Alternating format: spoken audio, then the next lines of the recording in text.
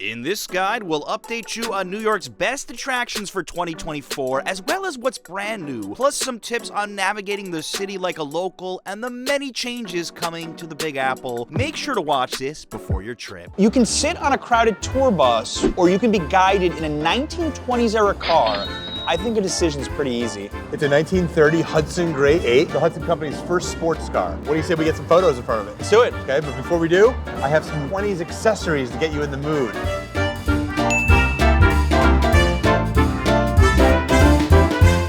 You're gonna be a celebrity for the next 50 minutes. This car gets a lot of attention. You're gonna get a lot of AOKs, thumbs ups, a lot of waves. Just think of them as paparazzi when you're the celebrities here.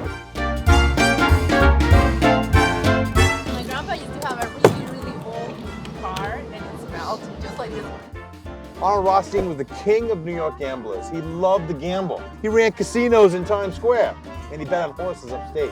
Made a lot of money.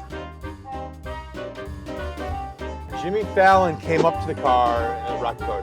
We did a custom pickup and drop off for British supermodel Cara Delevingne.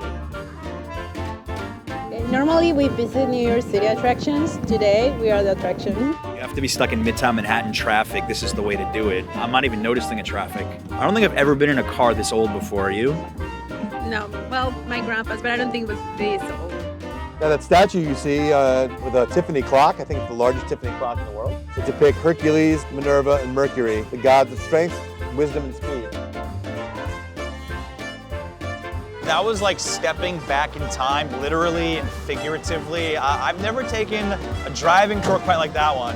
Just made us feel like we wanted to go back in time for real. New York has dozens of boat tours, but I don't think any will give you the insights that the official NYC architecture cruise will. We're going to explore the sixth borough, the waterfront.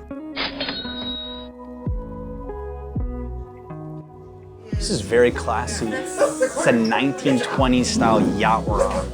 If you are into history, this is the boat tour for you. We have a real architect who is narrating the entire skyline as we go. So we're going to be traveling about 30 miles, going all the way around the island of Manhattan.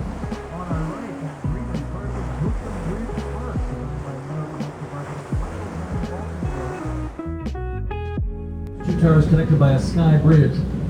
That sky bridge houses amenity spaces for the apartment complex, including a 75-foot lap pool. So you can swim back and forth from tower to tower 300 feet each. That green you see is patinated copper, very thin copper sheets, about the thickness of 2 pennies. Something super unique about this tour is we are way up the Harlem River right now. I've never been on a boat this far up, and we're passing 18 bridges in total. We are wrapping back towards the Hudson River, and it feels like we're on a fall foliage cruise. It's beautiful views. Doesn't even feel like we're in New York anymore. I've driven over the George Washington Bridge hundreds of times. I have never gone underneath by boat. I'm even excited for this. Tallest tower at Hudson Yard, to the left of the vessel and set back there.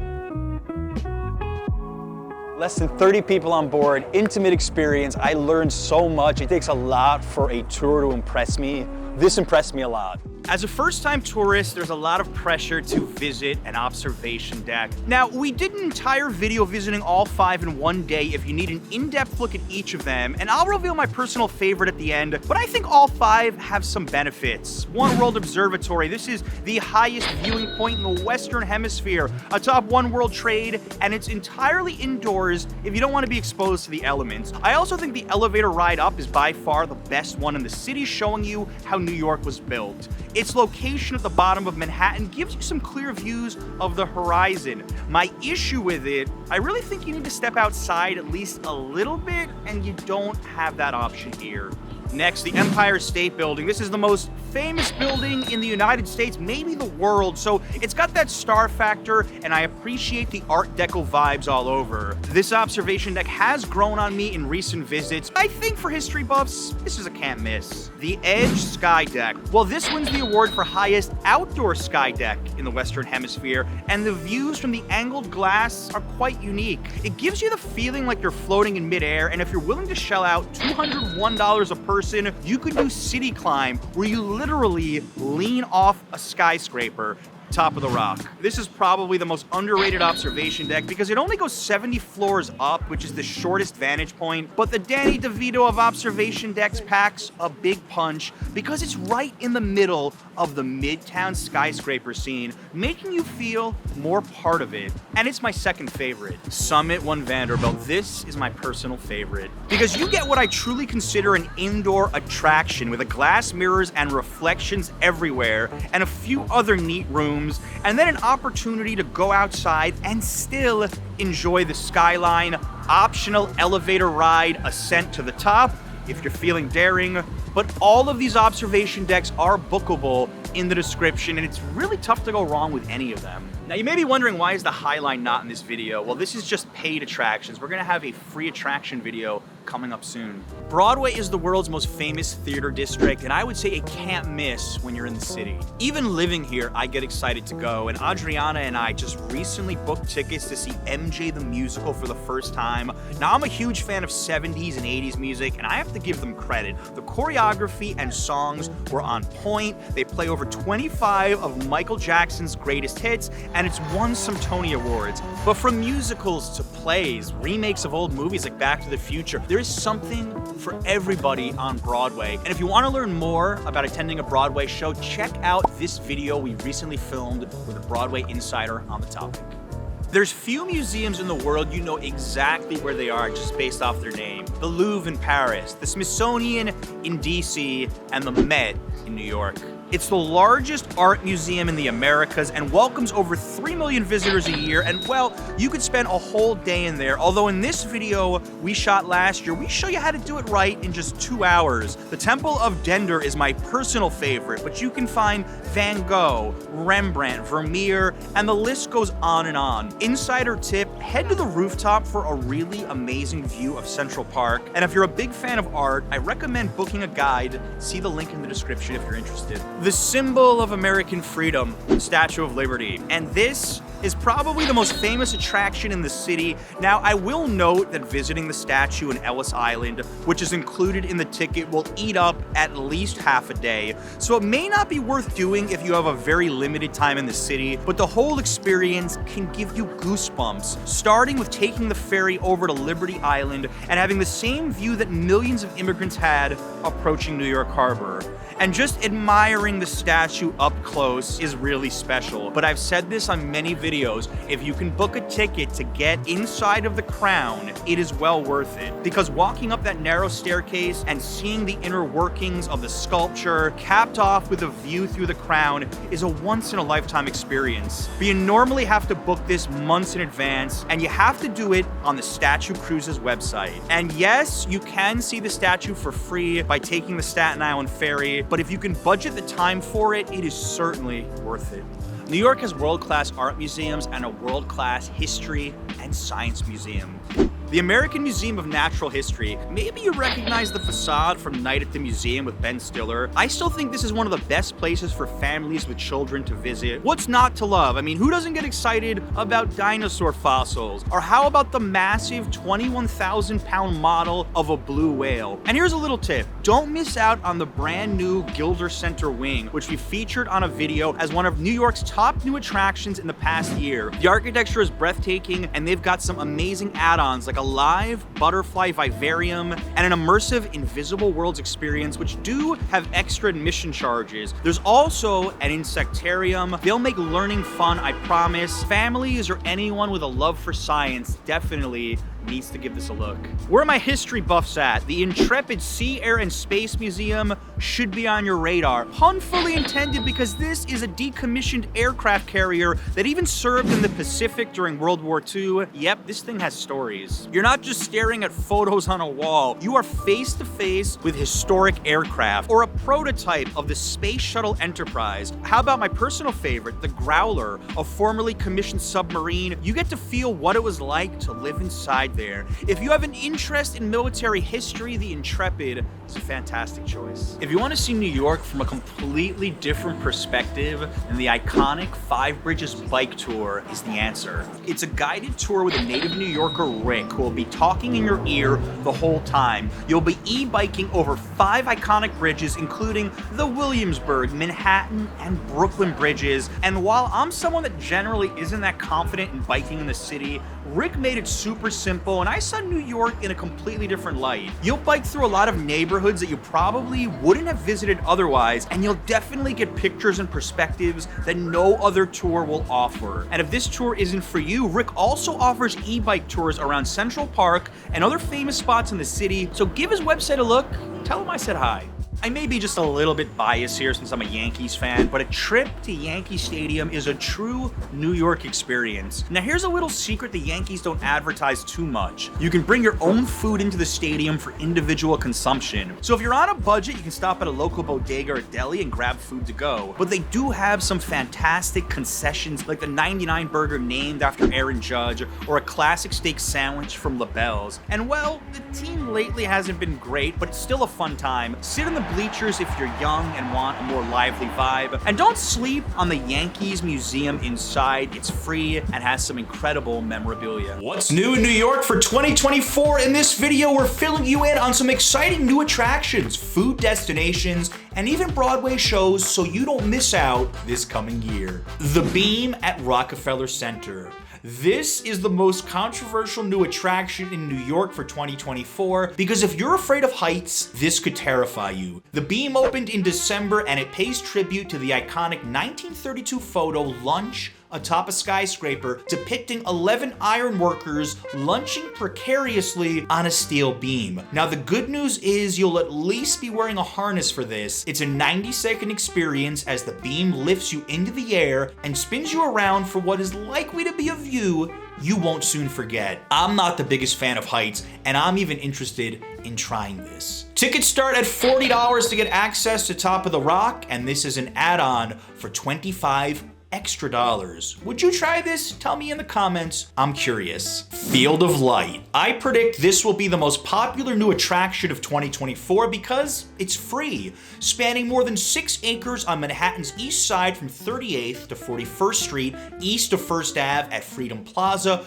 British artist Bruce Monroe has displayed this all over the UK and US. New York got its version on December 15th, 2023, and it will run for 12 months. It's pretty self-explanatory. You'll walk winding paths around 19,000 low-light fiber optic stem spheres that will illuminate with a slow, subtle change of hue. Of course, this starts after dusk every night as you'll be surrounded by the UN, the Manhattan skyline, and even the East River. I think it's really open to interpretation, but Monroe is trying to create an emotional response to anyone who walks through it. Now the bad news is tickets are sold out through February, but on February 1st, they will release tickets for March, and that could be the play the first of the month to get tickets for the next month. The good news is if it's sold out when you come, you can still see it from above. The best views are near 38th Street and First Ave through the fence. The installation will be lit for the winter season, Thursday through Saturday evenings 5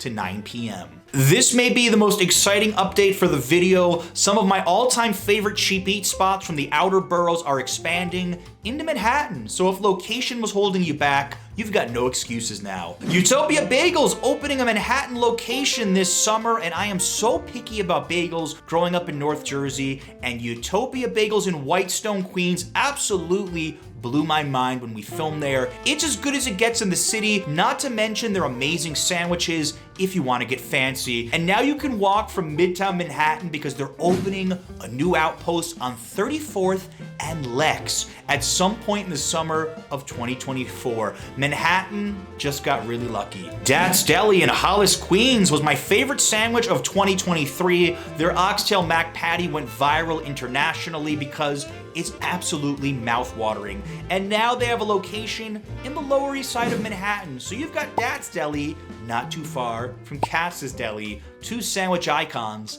back to back. Lucia's of Avenue X now has a Lucia's of Soho on Canal Street, and this is seriously one of the most underrated pizza spots in Brooklyn with a spot on Canal in Lower Manhattan. Now everybody is gonna find out how good that vodka slice is. They've even got a perfect 5.0 on Google so far after being open only a month in Manhattan, and New Yorkers are picky reviewers. Speaking of eating, New York is looking to make outdoor dining permanent, which was one of the few bright spots during the pandemic. But there are some restrictions here, the biggest being they can't be set up from November 30th to March 31st to allow for snow plowing. The rules aren't officially set, but according to the New York Times, restaurants can offer outdoor dining from 10 a.m. until midnight and will for the first time be required to pay fees based on their location and square footage, with higher fees in Manhattan south of 125th. Restaurant owners will have a phased-in period stretching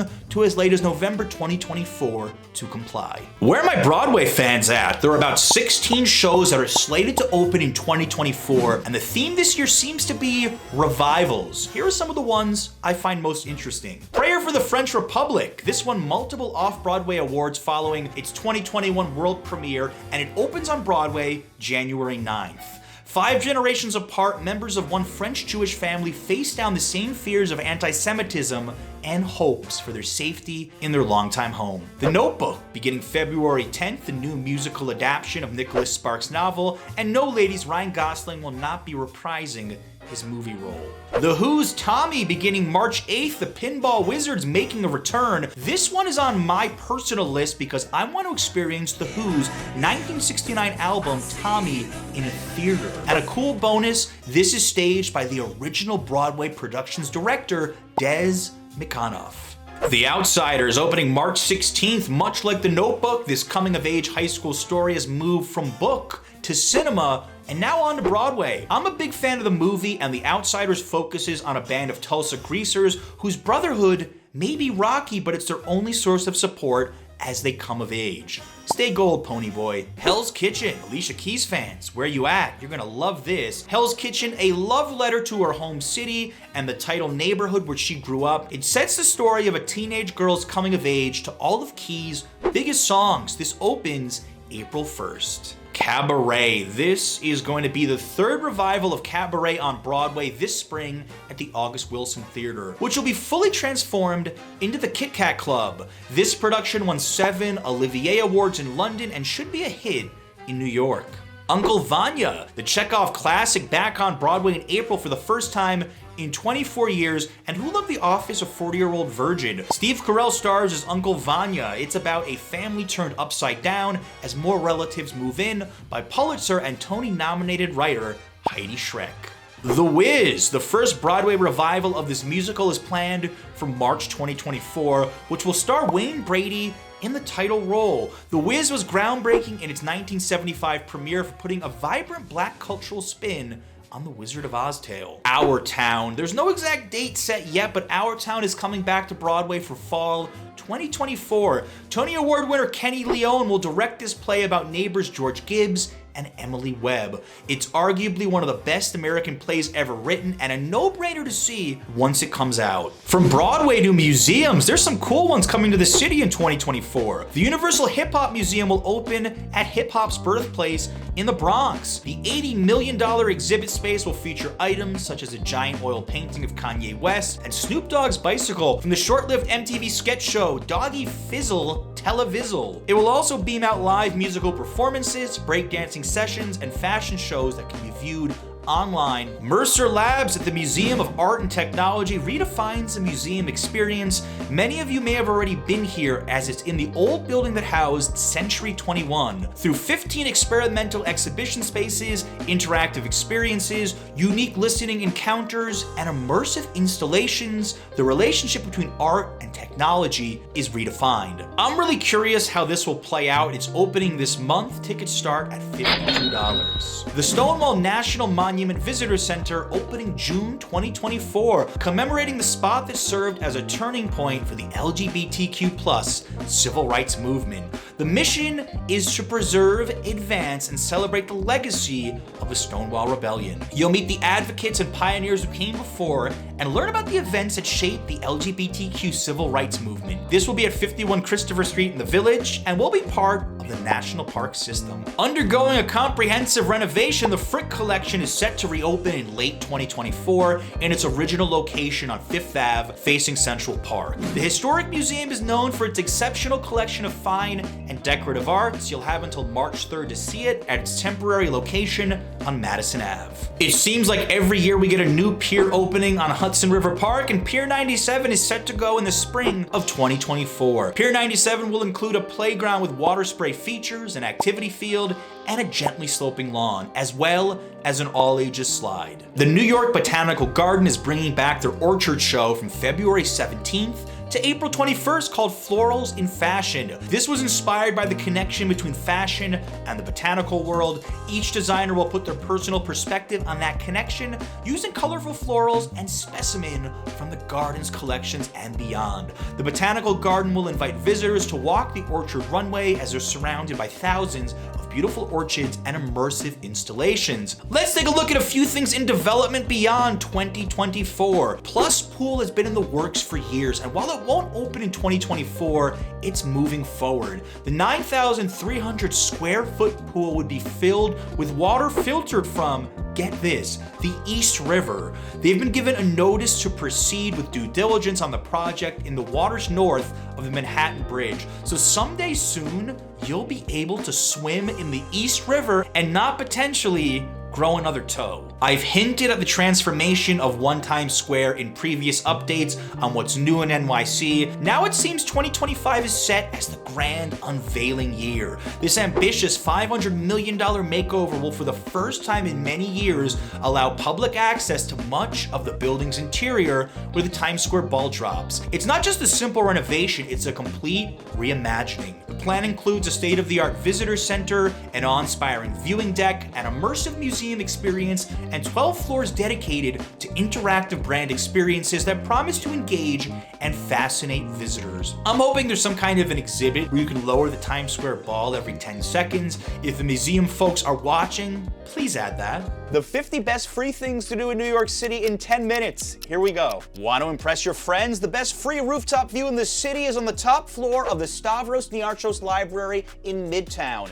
Head to the 7th floor and you can get a straight up shot of the Empire State Building and the skyline, no entry or having to buy a drink required. Do you want to take a time machine? Check out the TWA Hotel attached to Terminal 5 at JFK Airport. This used to be the TWA Flight Center, and it's a free ticket to the golden era of flight in the 1960s. Why not visit the only olfactory art gallery in the world dedicated to art that has scent? This hidden gem in Chinatown is completely free to pop into during opening hours, and you can sniff your way through all the pleasant aromas, or if you're feeling adventurous, the stinky ones as well. Who is buried at Grant's tomb? I'll let you answer that one, but the largest mausoleum in North America is open to the public and the final resting place of President Ulysses S. Grant and his wife. Greenwood Cemetery was one of New York's most visited landmarks, and we shot an entire video dedicated to showing you the famous sculptures and burial sites of this gem in Brooklyn. Completely free to stroll around if you're into the darker side of history. You don't really need this video to tell you to walk the Brooklyn Bridge, and while it's one of the most crowded tourist destinations in the city, it should be on every first-timer's list. Try to go earlier in the morning if you really want to take better photos and enjoy one of the most famous icons in New York. The Elevated Acre in Lower Manhattan is one of my all-time favorite secret parks. Take the nondescript escalator up and you're surrounded by big buildings and nature at the same time. There's also tremendous views of the East River and Brooklyn Bridge. The 9/11 Memorial is a must-see for any visitor to New York. The two fountains where the towers once stood are majestic, but also a reflective and poignant reminder of one of the saddest days in the country's history. Please, no smiling selfies here. The New York Public Library is a perfect rainy day drop-in. You can admire the ceiling murals upstairs, but the real winner here is the free Polanski exhibition on the ground floor, where you can see the original Winnie the Pooh and a copy of the Declaration of Independence. You can easily budget an hour inside. Times Square is quite obvious, but did you know every night from 11:57 p.m. to 12 a.m. you can watch the Midnight Moment, the world's largest digital public arts program. It's on 92 displays spanning 8 blocks. If you're a night owl, this is worth a quick stopover, as many tourists are completely oblivious that it's even going on. New York has tons of TV shows that need an audience absolutely for free. I even once went to The Tonight Show with Jimmy Fallon, and it was a little bit surreal. Check the show's website for details. If you want to see SNL, be prepared to wait in line all day. The Irish Hunger Memorial, dedicated to the Great Famine, is one of those hidden gems that you have to see to believe.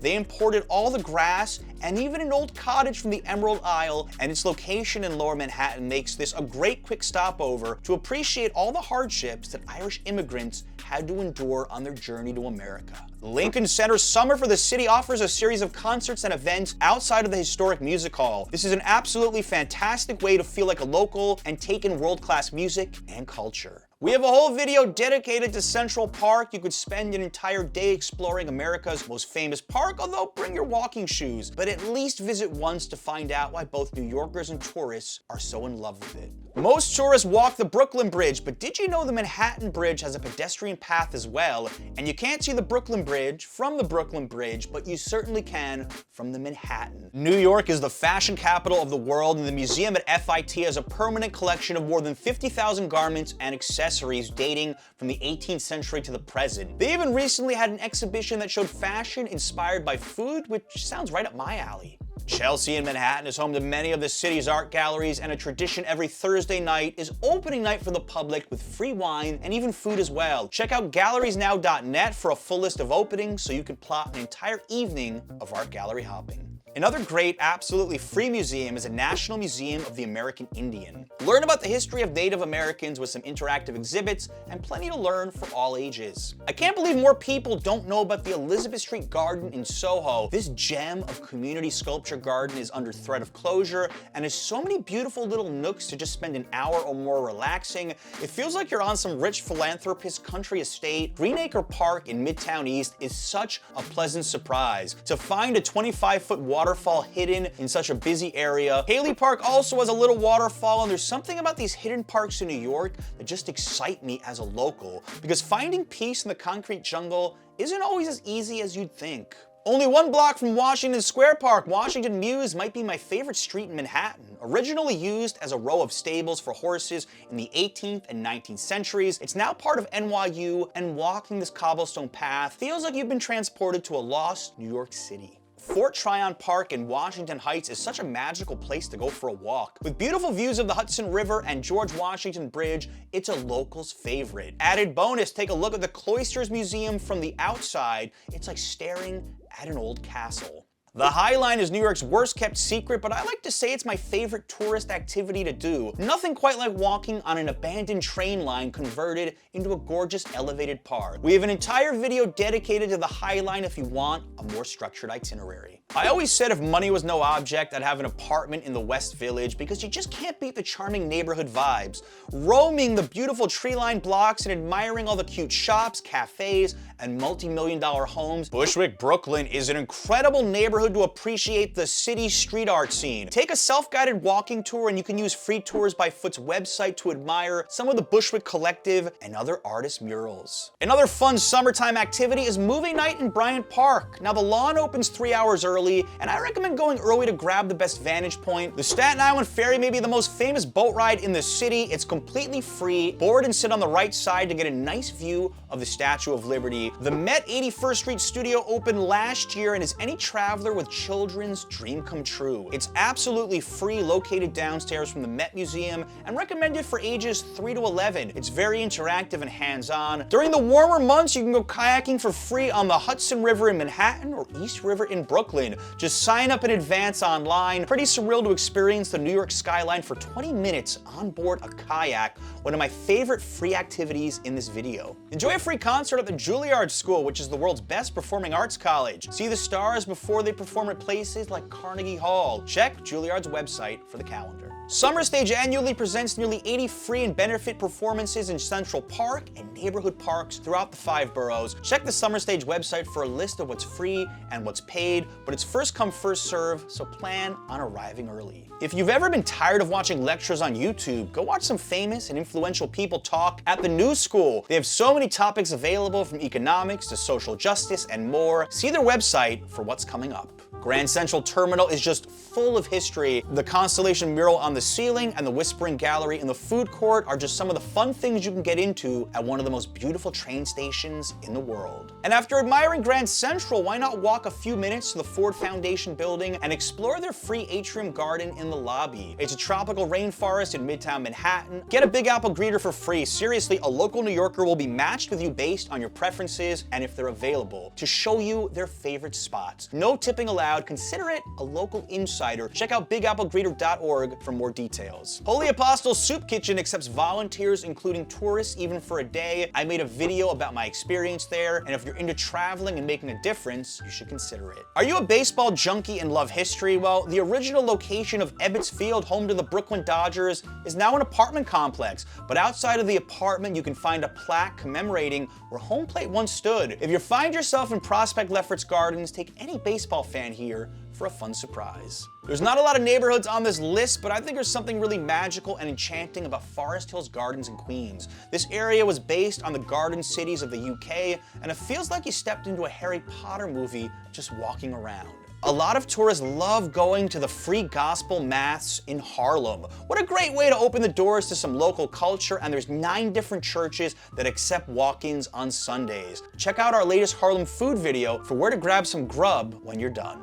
If you absolutely need to get some nature before or after your flight out of JFK in Queens, check out the Jamaica Bay Wildlife Refuge with 9,000 acres of open bay, salt marsh, mud flats, upland field and woods. And for bird watchers, nearly half the species in the Northeast have been spotted here in the last 25 years. Go see the Captain America statue located conspicuously in the lobby of a Bed Bath & Beyond in Sunset Park. Because we all need to be superheroes to survive a trip to that store. We've got a 2-for-1 special inside the Cultural Services building of the French Embassy. Upstairs is the Albertine bookstore, which besides being the largest French language bookstore in the US, has a beautiful interior with celestial mural above. Then head downstairs to see the Venetian Room, a rare surviving piece of New York's Gilded Age. The Little Red Lighthouse right under the George Washington Bridge is a bit of a trek to get to, but such a cool find. It's been there over 100 years and a great symbol of the city's maritime past. Portland Alley is what New York looks like in many TV shows and movies, since it's one of the top filming locations in the city. Well, you'll need to pay $2.90 to get here by SkyTram, but once you're on Roosevelt Island, it's free to explore this 2-mile strip of land with a lot of historical sites and epic views of the skyline. This is one of my favorite viewpoints in all of NYC. The Brooklynites Promenade is just a 15-minute walk uphill from the tourist mecca of Dumbo, and so much more local. This art installation was built on the 34th Street NR platform, and you can reach your hand up and have a light flash and music play as you compose your own music underground. In the basement of the New Yorker Hotel, check out the Nikola Tesla exhibit open to the public. The inventor spent the last 10 years of his life living in the hotel, and you can see photos and artifacts dedicated to the quirky futurist. If you're like me and you hate shopping for clothes, at least you can ride the old wooden escalators at Macy's. These are 100 years old and some of the last remaining ones in the world. Visiting New York can be intimidating for first-timers, and there's certain unspoken rules and customs that newbies tend to break many times without realizing it. In this video, we'll share all of them and even a few bonuses so your next trip here is free from any embarrassing or possibly expensive mistakes. As a tourist, you are far more likely to get hit by a bike than you are by a car. In my 13 years living in New York, I have never come close to being hit by a car, and 2 or 3 times I almost got hit by a bike. And I wasn't even walking in the bike lane. Always be aware of where the bike lanes are in the city, because the cyclists already have a chip on their shoulder for so many cars and pedestrians ignoring this. If you stand here and try to take a photo or just don't pay attention to it, best case scenario, you're gonna get a warm New York City welcome and learn a few new curse words. Worst case scenario, you are gonna get crashed into, and it is gonna be very painful. And this video is not sponsored by any kind of travel insurance, so you just don't wanna get into that. So sometimes it's a little bit tricky to find, but the easiest way to find the bike lane is to look down like this and you can see it, or better yet, see where all the cyclists are heading. But never ever stand in the middle of this. This drives locals crazier than anything, and is one of the main reasons they love to avoid the Times Square area, and that's traffic flow and how to walk properly on a congested city street. Now this actually takes a little bit of effort if, let's say, you have 4 people in your group, What you don't want to do is walk all four across because you are going to be stopping all the people behind you from walking around. You need to be in groups of 2 maximum. And right now, Times Square is not that busy because it's February, but if you're here during a peak period, you will understand exactly what I mean. And this advice goes for all of New York. And what you never ever want to do is stop in the middle of the sidewalk to take a photo or to look for directions. That is the quickest way to get New Yorkers angry at you. And later on in this video, we're going to talk about some similar concepts underground on the subway. I'm going to share a firsthand experience that occurred about a month ago when I went to MJ the Musical, and this is about Broadway etiquette. Now, I was surrounded by many tourists, and halfway through the show, there were about 2 teens sitting next to Adriana and I, and they started to play with their phones in the middle of the show. And let me tell you, when it's super dark in a theater and somebody's looking at their phone, it is completely distracting and disrespectful. And shame on those parents for not realizing what was going on. The big unspoken rule here is do not play with your phone during a Broadway show. And if you're a parent, make sure that your children have the attention span to sit through an entire performance or find out if there's an intermission or not to avoid situations like that. And if you need even more Broadway tips and tricks, check out the video we shot with a Broadway insider giving you the lowdown. Carmine's Fine Italian Dining, which brings me to tipping, which is something that so many tourists get frustrated with visiting New York. It is such a source of complaint that I've even dedicated an entire video to this foreign American concept of tipping. But the #1 spot I hear about tourists having problems is not even at restaurants, it's at bars, because you are dealing directly with the bartender, and if you do not leave a tip for your drink, you're gonna hear about it. My general rule of thumb is tip $1 per drink, some say $2 per cocktail. The bartender will be much nicer to you as well. A simple rule for restaurants, tip 20% of the pre-tax total on the bill, assuming your service was good enough. You know, look, I understand the frustration out there because in many other countries, servers are paid living wages, but in the United States, they live off of tips. And while I might not personally be a fan of it, I still adhere to it because when you visit another city, another country, you have to do as the locals do. Something brand new in New York, if you are ordering Uber Eats or DoorDash delivery to your hotel, they have pretty much cut out tipping. This is a recent change where they've just raised fees. Now they have a screen where they only suggest a $1, $2, or $3 tip after the order has been delivered. And I know many New Yorkers now who just don't tip anymore on these apps because the drivers are getting $30 an hour and the fees, well, they've gone up. The weather, every New Yorker's favorite topic. Take it from me as somebody that films outdoors all the time and relies on weather reports daily to know when to film. The weather in New York City is extremely volatile. First of all, Manhattan, you are never far from the water, so you could catch yourself walking on a street that just has a crazy amount of wind and it'll feel 10 to 15 degrees cooler. So I'd say between November even to April, sometimes even into May, having a light jacket with you, a sweater, always a good idea. Another thing is the rain. I try my hardest not to film when it's raining. Even last week, at the last minute, rain popped up into the forecast and we had some of it for about 2 to 3 hours and I was completely unprepared.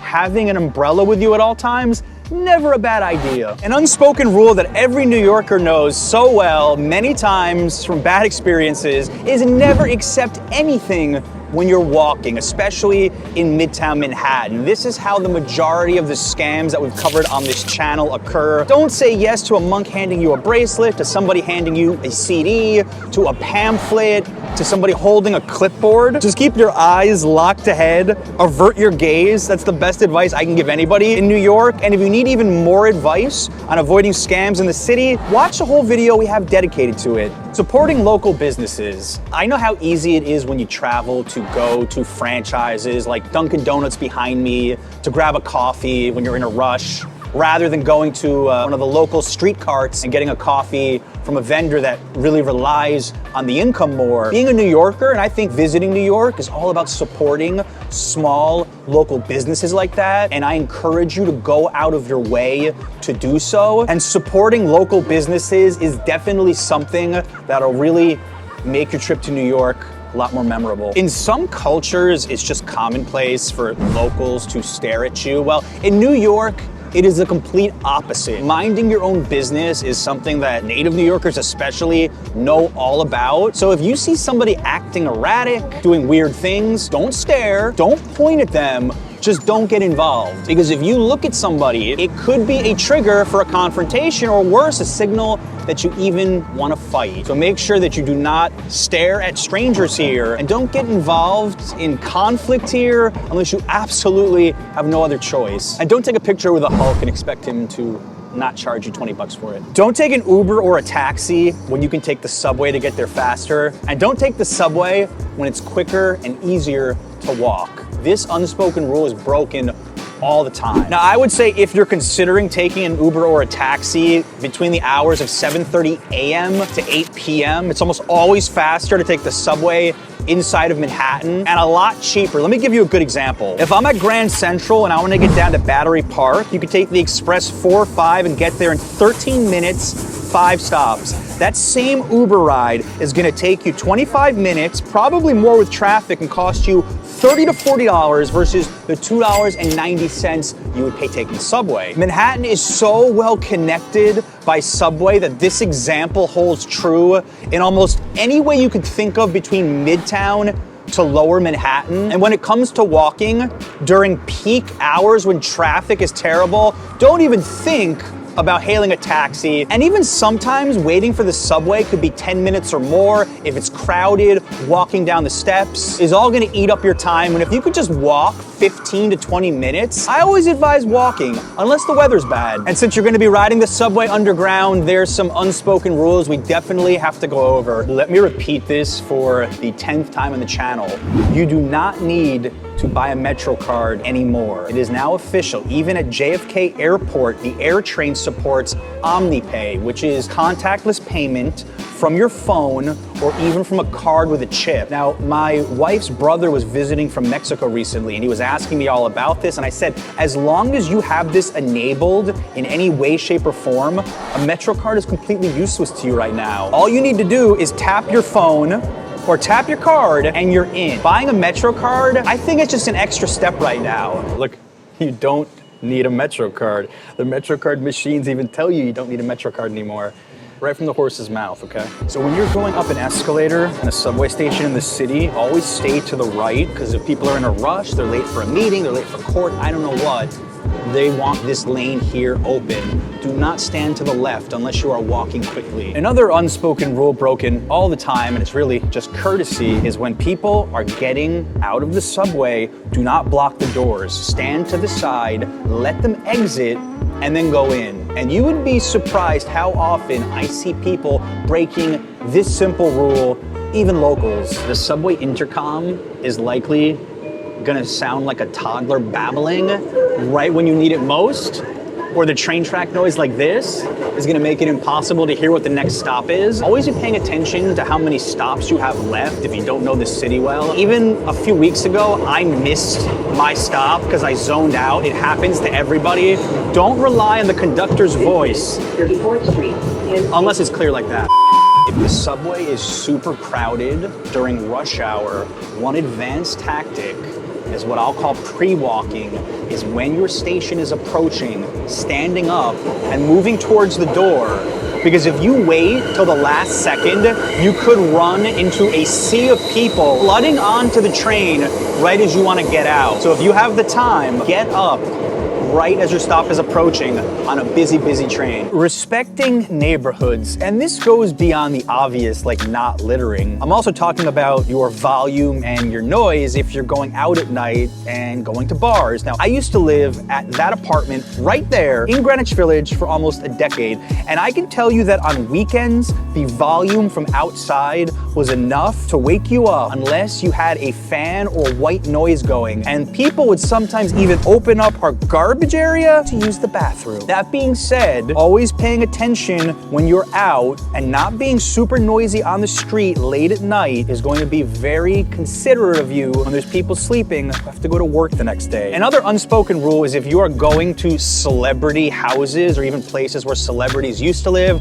like Richard Gere's old townhouse behind me, which sold for over $10 million in 2007. If you're a huge Richard Gere fan, you can take a photo of it, that's fine, but don't peer into the windows, don't open the gate, don't stand on their stoops. Realize that people live here and be respectful of that. Richard Gere lived there, Sandra Bullock, Anne Wintour from Vogue is somewhere here. I lived on the poor side of the street. Let's talk fast serve restaurant etiquette, and I'm actually standing in front of my old deli here in the Village. If you go to a deli, a bodega, a pizza spot, and there's a long line, make sure you know your order before you get to the front. Step out of line if you have to, because if you're gonna be asking the worker 50 questions while there's 30 hungry construction workers behind you, you're gonna be in for some trouble. That is one thing, respecting people's time.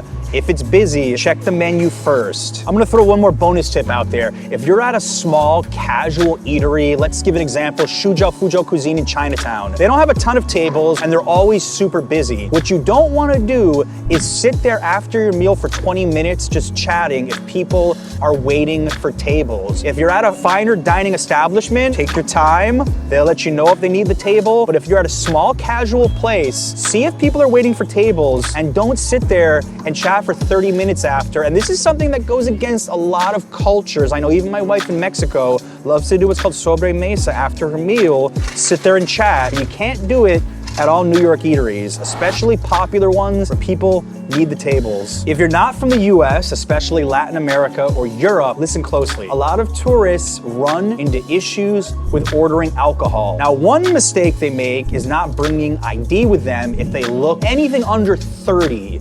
I even sometimes get ID'd. If you go to a restaurant and you order a beer, have either your local ID with you or your passport, just in case. And that advice goes for bars and clubs. Almost every bar in the city, IDs, no matter how old you look. Now, something cool about New York versus where I grew up in northern New Jersey is you can buy beer at CVS, you can buy beer at bodegas, you can buy beer at delis. And at a lot of them, you can even buy single beers from a six-pack, which isn't that common everywhere else in the US. The New York City subway system transits 4 million riders a day, and while it's not the world's easiest, my goal today is to break it down for first-timers so you avoid all the mistakes I've made in the past. Let's go. This is probably my most requested video ever because so many tourists are intimidated by the subway, but you shouldn't be. And at the end of this, I'm gonna take you through a sample ride, so pay close attention. Simply put, a single ride on the New York City subway costs $2.75. The MTA recently made a proposal to raise the subway cost to $2.90 a ride after Labor Day. Not official yet, but it would be the first fare increase in 4 years. Currently, a 7-day pass, $33, and a 30-day pass, $127. A big area that has given my viewers a lot of confusion is OmniPay. We are just gonna break this down entirely. So for most of my viewers watching, if you have a credit card with contactless payment or a credit card saved to a wallet on your Android or iOS device, you can use OmniPay. You just tap and go. You don't need any special app downloaded for this. The only time you would be required to have a Metro card anymore would be if you're taking the air train at JFK Airport. You would have to pay $8.25 plus a $1 fee for buying said Metro card. And essentially, you've just bought a $9.25 souvenir as far as I'm concerned, because you really don't need this. Now, I've heard that they may have contactless payment enabled at the air train in the near future, so by the time you watch this video, if it's in a few years, you might not even need that Metro card, period. Now, if you are traveling with a family or a small group, pay attention to this, because I get a lot of questions about how many swipes you can get with one card or how many taps you can get with one Omni device or credit card, and the answer is 3 extra. You can swipe once and then get 3 extra people on 3 different swipes before the card isn't available to be used anymore. So if you have more than 4 people, you either need 2 Metro cards or 2 different ways to pay with Omni Tap. If you have small children, kids 44 inches or under ride for free. In fact, I didn't even realize this till I researched this video. I once saw a mom encourage her little daughter to run under the turnstile, and I thought, what are they teaching these kids today? And now I realize because she's free. Let's talk unlimited cards and if you should get a 7-day unlimited pass. Now this is kind of a tricky topic. Omni offers a 7-day unlimited pass through their contactless payment. It's called fare capping. You can only do it on one device or card. Now if you tap 12 times with any Omni payment, you automatically get the rest of the rides for the week free, which sounds pretty straightforward, but this only works from Monday at 12 a.m. to Sunday at 11:59 p.m., which means if you're a tourist and you're arriving on a Thursday and you're gonna be using the subway like crazy and you want the unlimited, Omni's probably not gonna make sense for you. So the bottom line is, unless your trip fully lines up with a Monday to a Sunday, if you need to go unlimited, buy separate cards for each member of your group. And special shout out to one of my viewers, Mark Finley, for pointing out how Omni Unlimited really isn't that great for tourists. Probably the best piece of advice I can give you on this video is to have Google Maps downloaded on your phone. Having a smartphone in general in this city is gonna make transportation 99% easier. Google Maps will tell you exactly what exit to take when you get to a new station. And something in the past that I've recommended is City Mapper. I don't use City Mapper as much anymore because I now live at a local station, and City Mapper doesn't tell me on weekends when subways are skipping my stop, and that's somewhere where Google Maps is a lot stronger. So honestly, between the two, I use Google Maps a lot more now, and you have to have that on your phone. It's just gonna save you so much hassle here. Whenever you're looking for a specific subway station, make sure that it is the exact one that you need. And I can't illustrate this point any better. We were filming this video and we had a lost tourist approach us, and he thought that he was at the Spring Street 6 station.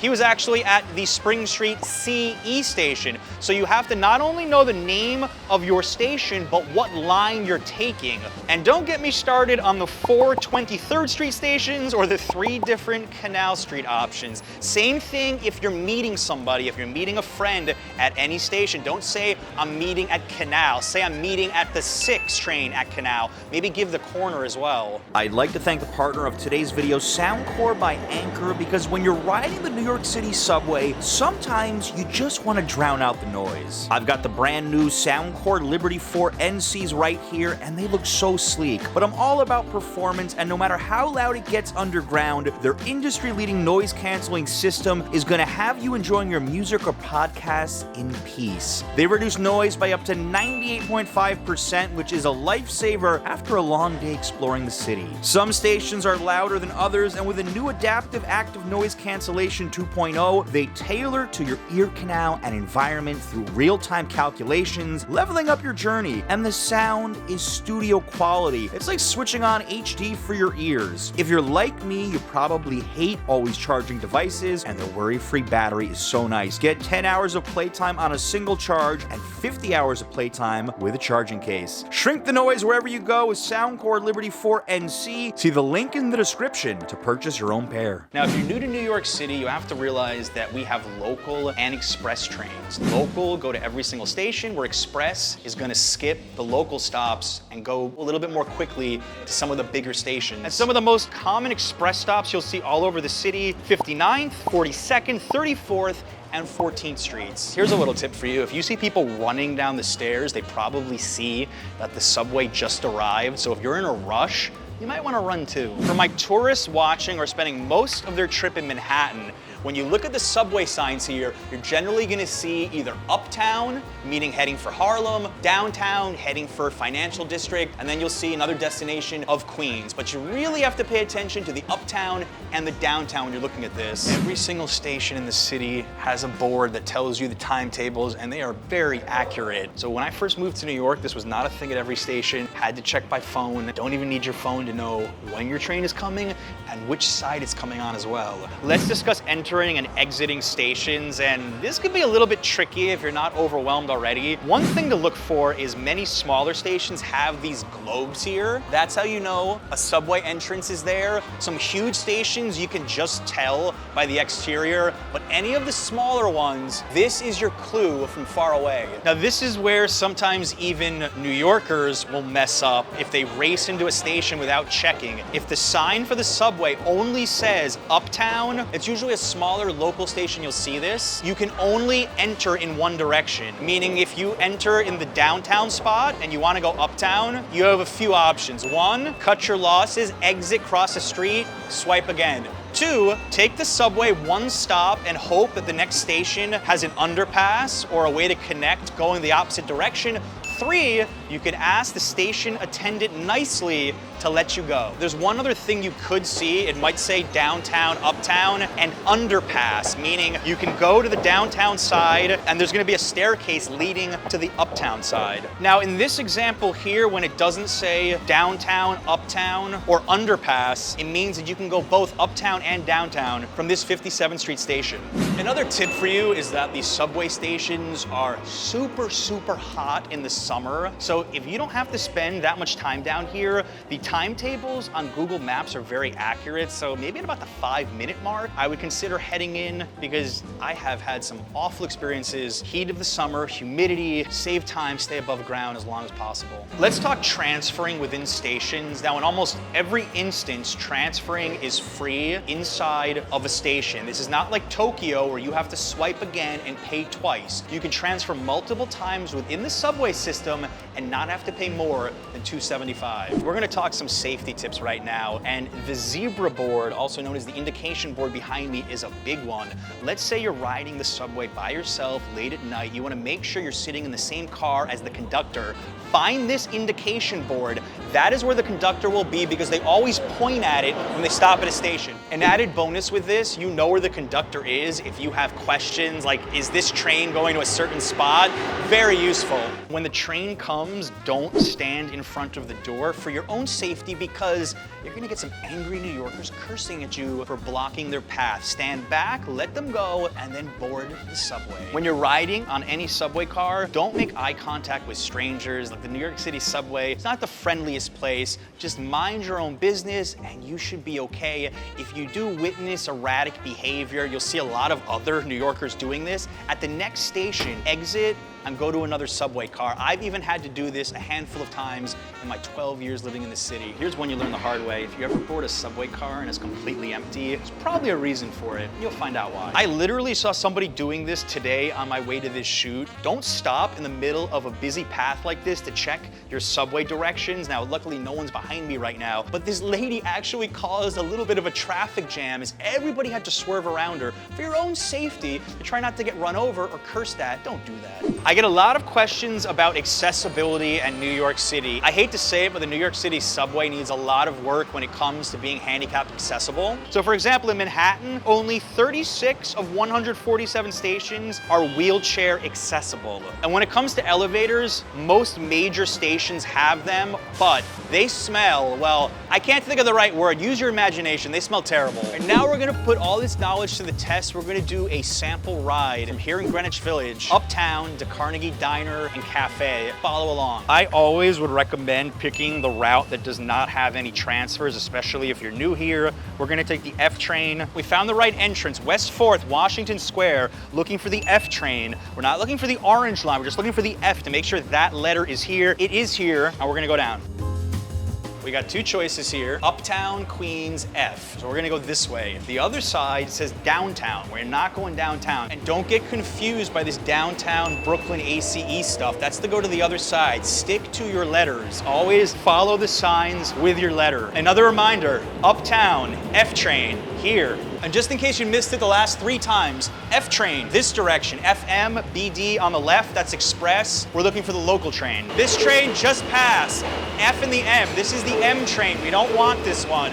Don't just hop onto the first train you see. Make sure it's the one you're actually trying to take. We have another Uptown Express train on the other track, also not taking that. Remember, we are not looking for the color, we are looking for the exact letter here, F. Now this is telling me the next train is now 12:57, and we look up at the board, it's confirming it. Remember what I said? All the subway stations now have boards that tell you pretty accurate timetables. You look up, it points in the direction of the F train. This side, arriving now. F train's here, let the people exit. They always announce the next stop. They just said it's 14th Street, so we know that it's heading uptown. You can also check up there to make sure you're going in the right direction by the different stops listed. We made it to 57th Street. Now we have to find the right exit. We're looking for 6th Ave and 57th. Most of the time if you exit at the wrong place, it's not a big deal. You're still gonna be pretty close to where you have to be, but just save yourself the trouble. And there it is, across the street.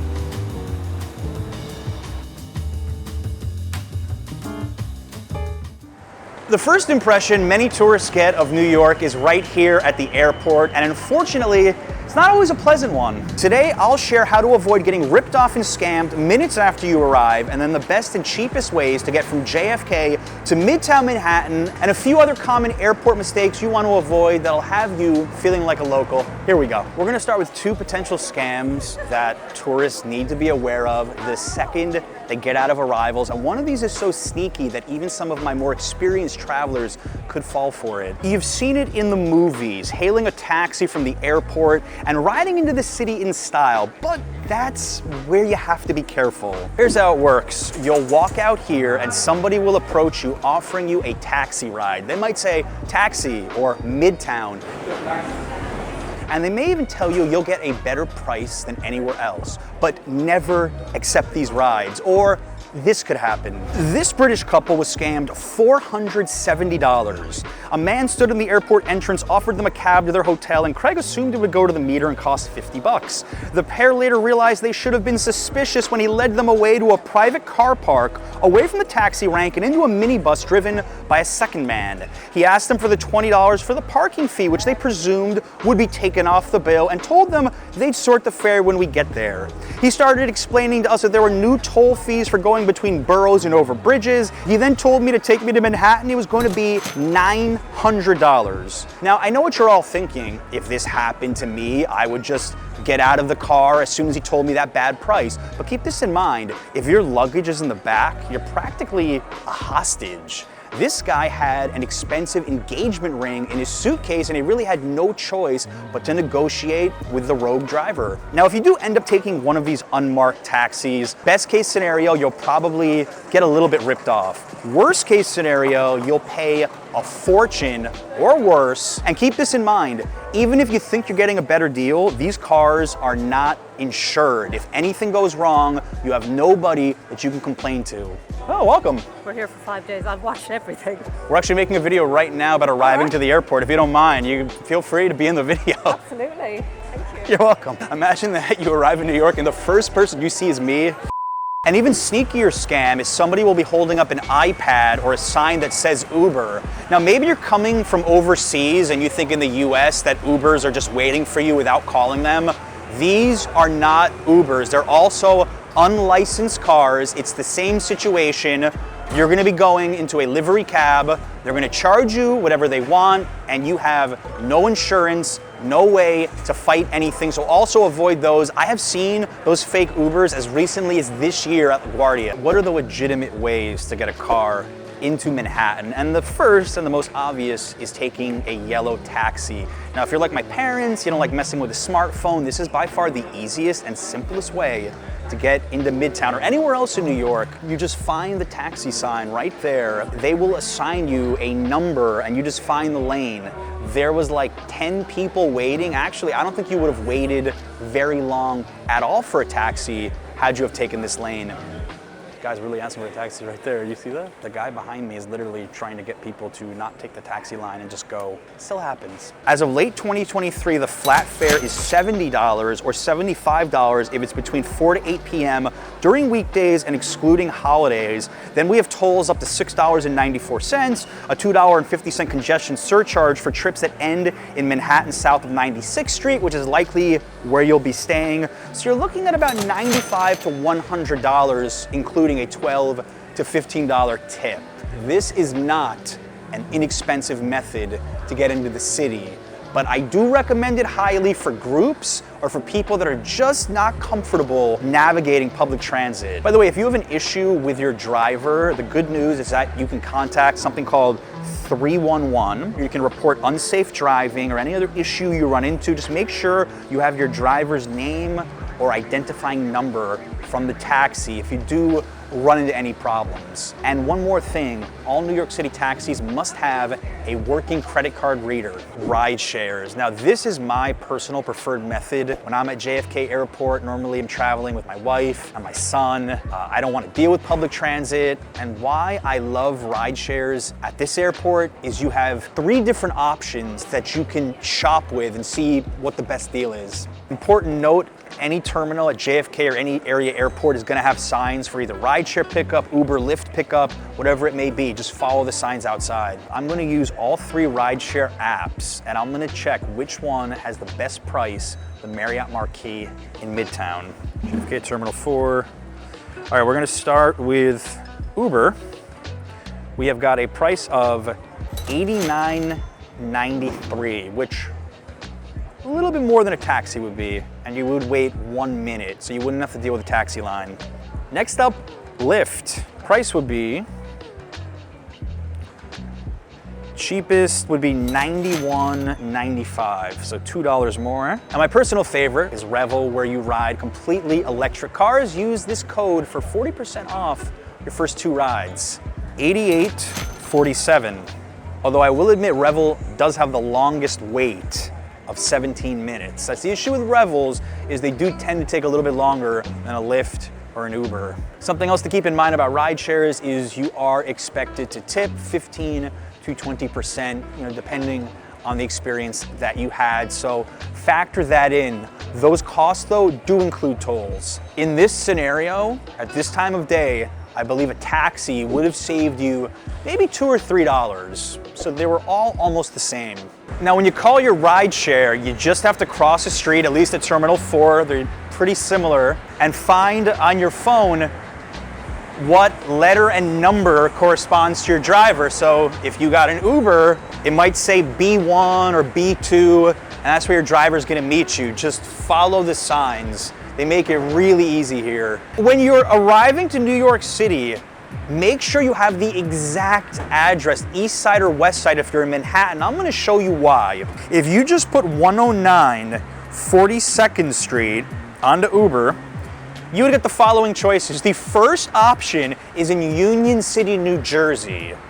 So if you just tap that, you're heading to Jersey and you're probably spending $150.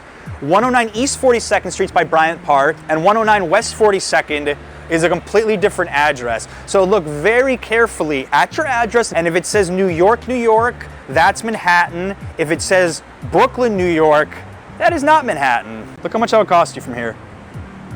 $140. One other trick to keep in mind if you have some patience and the prices are surging on all the apps, if you wait 10 or 15 minutes, it could change. Of course, in that case, you might just be better off waiting in the taxi line so you can see how long the taxi line is. If it's not long, a lot of times that is a better play. Before we get to the lower cost options to get to Manhattan, I want to throw one more out there that I think is just not worth it, and that is the shared shuttle service. It's about $50, and how it works is they pack as many passengers as possible into a van and they just drive you all over Manhattan, dropping people off. Now, depending how lucky you are, it might be the same speed as a taxi or an Uber. If you're unlucky, you might be sitting in gridlock traffic as the shuttle goes from hotel to hotel, and if your hotel's last, it could take you 2 hours with traffic to get there. So I think in this case, the middle ground is not worth it. I'd either go expensive or cheap. By the way, for those who haven't been here since 2020, the New York City Airporter bus no longer operates. It was $19 into the city, not a thing anymore. If you are on an absolute budget, I'm gonna show you how to get to Midtown Manhattan using public transit. Now, something to keep in mind about both of these options is it's extra work. If you're flying in overnight, if it's your first time in the city, if you have a big group, I recommend a taxi or a ride share. But if you really want to save money, these two options are interesting. So the first step is to find signs for the air train in any terminal. And something to keep in mind here is that for the air train, you pay at the end. You do not pay for your ticket before boarding. It's free to ride around the terminals. That's how people transfer. All right, so a lot of flights have just arrived. We're following the signs here. Transit to the city. It's going to arrive on both sides. We're going to Jamaica Station. Next one's in 5 minutes. Hear what she said? Let the other passengers off first before you get on. That's subway courtesy as well.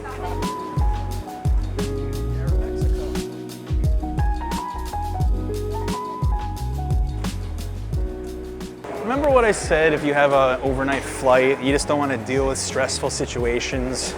This can be a little stressful. The first thing to keep in mind when you get off the air train is you cannot use contactless payment. You have to have a Metro card or a special AirTrain card, which you normally get from the machine the second you get out. Because the fee has been waived. So this is interesting. I've heard stories about this. They waived the AirTrain fee. It's free today. Maybe because there's too many people. Well, they must have known I was coming. What is this? Guys, I'm sorry. The air train just went from free to back to 8:25 5 minutes later. I have no idea why.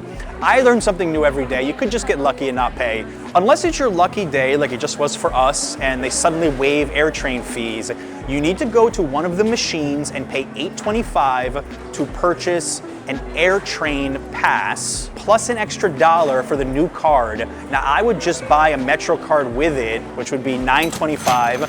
Then you have two choices, one of which is the cheaper one to take the New York City subway for $2.75. Now, you could add $2.75 to your card there, pay $12 and be ready with one swipe, or watch my New York City subway survival guide video so you know how to use Omni contactless payment on your phone. I recommend that so much more than having to spend extra money to put more on the Metro card. Just tap and go for the subway. I'm gonna show you how to take the subway and why I honestly don't like it very much. Let's go. All right, so we are following the crowd, following signs for the subway. We're looking for the E-train. So while you are getting the best price, you are also walking a lot more. Now, because the AirTrain fee was waived, this would be the only option to buy a Metro card. And look at this line here. So hopefully you have contactless payment enabled on your phone. You can skip this line. All right, let's find the E-train heading for Manhattan. I'm gonna recommend if you take the subway, go as far down as you can, away from the crowds. You'll get a better chance at a seat. The only advantage I see to the E-train is if your hotel is located close to one of the stops, it actually could be kind of useful. But if you're staying anywhere in Midtown, I just don't think this is the best option. Let me show you what to do when the train comes. It takes about 50 minutes to get to Midtown. As I said, go towards the end and you'll probably get a seat if you're fast. Instead of taking the subway, I prefer taking the Long Island Railroad, also known as the LIRR. So either if the AirTrain happens to be free, you leave, or you pay $8.25 plus the extra $1, $9.25 to exit off the machine. Now you can either buy a Long Island Railroad ticket from another machine, just a little bit down the corridor, or my pick, go to the MTA Train Time app, and you would select Jamaica as the origin, and then either Grand Central or Penn Station as the destination. And there's one right now, there's one in 8 minutes. These are running constantly to 34th Street Penn Station. And you could buy a city ticket off peak for $5. That's it, $5 is what you would have to spend. So that's $2.25 more to get to Manhattan in double the speed and to be in more comfort, as I'm about to show you. If your train is between 6 and 8 in the morning on the LIRR heading to Manhattan, or 4 to 8 p.m. on the way back to JFK, you can buy what's called a peak city ticket, which is only $2 more at $7. So again, the total cost would be $14.25 in most situations to get to 34th Street, Penn Station, or 42nd Street, Grand Central. You've got two choices. We're doing a video about how to get from the airport to the city. Okay, so you're gonna go under all other tickets, city tickets, off peak, and you're going to make it a pen. Want to go?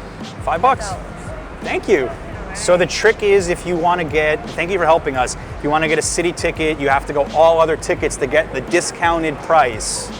Friendly staff here too. Got on our phone that it's track 2, easy to find. No escalator, unfortunately. That kind of sucks. If you have a ton of luggage, I don't recommend the subway or the LIRR. If you have a reasonable amount of luggage, LIRR is fine. But you may find yourself taking some steps like this. And if you're unsure, you just look up. It says Penn Station, 3 minutes. It is so clear. I'm telling you, for $2.25, you're getting like $10 of a better experience. Very important, before boarding, make sure to activate your ticket, okay? I have to show you all a common mistake I see with the LIRR. I've had viewers, I believe, they get on this and they just go right to the ends. And look, this barely could even fit my small suitcase. In order to find the biggest luggage rack, you have to go to the middle areas of the train. This would fit a suitcase, I think almost double this size. Also, for that extra $2.25, look how much more space you get here.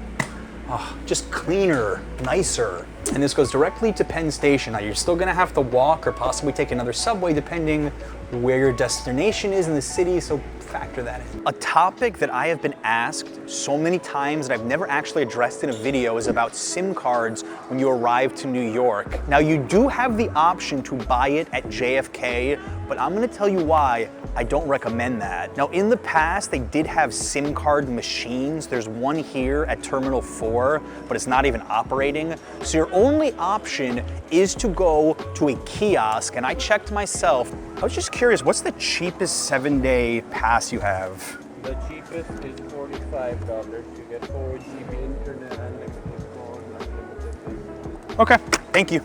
The cheapest 7-day SIM card was $45, which I think is too expensive. So your best bet is, one, check with your local carrier to see if they offer some kind of an international package. That might just be the easiest for you. You don't have to deal with SIM cards, going to a store. The other would be going on Amazon or any other retailer online before you leave. You can order US SIM cards in advance off of Amazon. And if you can't do any of those, I recommend going to the T-Mobile store, which is right across the street from Macy's by Herald Square in Midtown Manhattan. $15 to $30 is the range that I've been told. Do some research on that, but I definitely don't recommend buying it right away at JFK Airport because they do have pretty good Wi-Fi available. In fact, let me check if it works for me. Free JFK Wi-Fi, free unlimited Wi-Fi. You are now online. The free Wi-Fi, it's working. So if you're concerned about calling an Uber, I think you should be able to get service across this. Should we check? Let's check. If you do call an Uber and you're using the JFK Wi-Fi, I tested it. I lost it like right across the street. So I think you could hang out by the terminal and you could probably see your car more or less when it's about to pull up and then go. I think you could survive just on the terminal Wi-Fi. These smart carts are $6 to rent and you purchase them inside. Now, sometimes if you get lucky, somebody might just leave one out here and you might be able to use it for free. It's not guaranteed to happen, so if you have a lot of luggage, this can actually be quite useful. Now, if you excuse me, I'm going to Union City, New Jersey.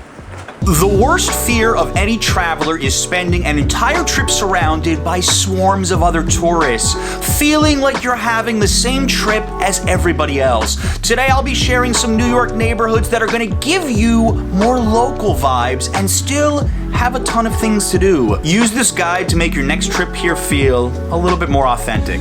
Here we go. This first neighborhood is so close to the belly of the beast that is Times Square, and yet just far enough away where you won't be hounded by Disney characters, and it's Hell's Kitchen. Just a 10-minute walk from Times Square, I think the best reason to visit here is 9th Ave, which is one of the most underrated areas in the city to find good food. They have diverse offerings like Peruvian, Spanish, Venezuelan, so much more, and heck, they're even home to one of my favorite bars, Rudy's, where you can get a free hot dog with every beer. But I really love it because you can just walk around some of the blocks and find a little bit more of a relaxed vibe and even some brownstones that would give you Brooklyn vibes. Sometimes the best neighborhoods for savvy travelers are just outside of those crowded central areas. And you'll find more New York local options with fewer chains, no Olive Gardens, and much better prices. I also recommend searching this area for a pre or post Broadway meal, and if you haven't visited Schmackery's Cookies yet, you better hit them up. One of the best cookies I've ever tried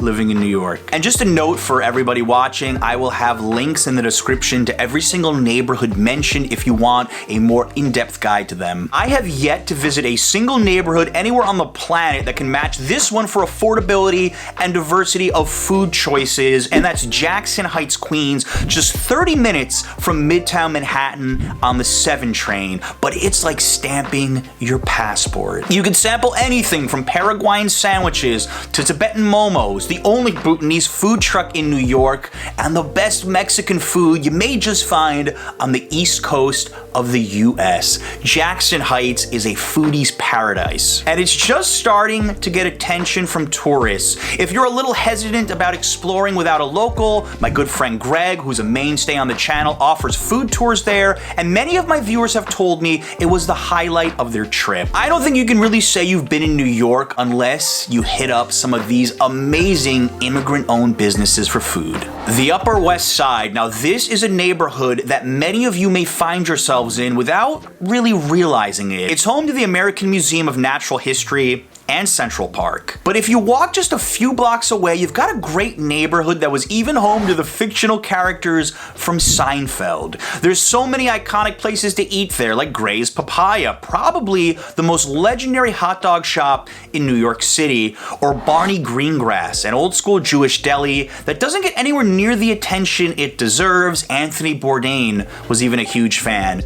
Even just wandering the beautiful streets after visiting Central Park is worth it. And if you want to see a local park that gets way less attention than Central, head over to Riverside Park. One of the city's best bagels, as far as I'm concerned, is located near Columbia Absolute Bagels. And you are absolutely missing out if you don't visit the Upper West Side, which is truly one of the crown jewel neighborhoods of the city, as far as I'm concerned. While most tourists cross the Brooklyn Bridge and stay in a small area of Dumbo, I encourage you to walk up the hill 10 minutes to Brooklyn Heights. For one, you've got million-dollar views of Manhattan from the Brooklyn Bridge Promenade, which I think is one of Brooklyn's best-kept secret viewpoints. Seriously, I could just sit there for hours. Speaking of million-dollar views, you've got multi-million-dollar brownstones galore, and I call this the most beautiful neighborhood in all of New York City. And while it's not really known as a foodie destination, there's enough interesting spots like Della Rocco's for you to spend some time there.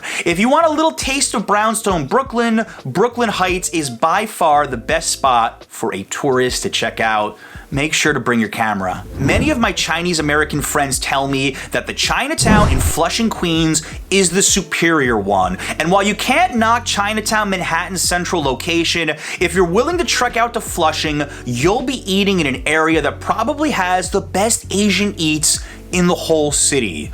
Chinese, Taiwanese, Korean, and more. It's also more local. I have visited eateries that don't even have English on the menu. So if you're in the mood for a food adventure, I highly recommend it. And check out our entire Chinatown series linked down in the description for even more specific picks of restaurants there. Few neighborhoods have the history and culture of Harlem in Upper Manhattan. I can't think of many places with better soul food in the city. If it's your first time in New York, definitely consider a walking tour. Free Tours by Foot has a great one that I've even taken years ago. I think Harlem gets a lot of attention internationally, but it's overlooked by many locals. From beautiful brownstones on Strivers Row to lots of food options, it's a must visit. And if you're into jazz music, Harlem has some very famous spots that play well into the night. Another really popular activity is seeing a gospel choir live. This is a neighborhood any tourist needs to have on their radar. A lot of my younger viewers will flock to Williamsburg for its trendy nightlife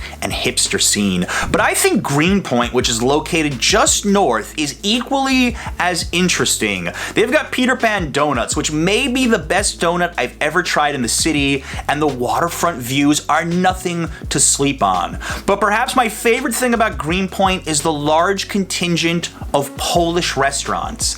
I have never had a pierogi as good as the one that I ate at Pierogic.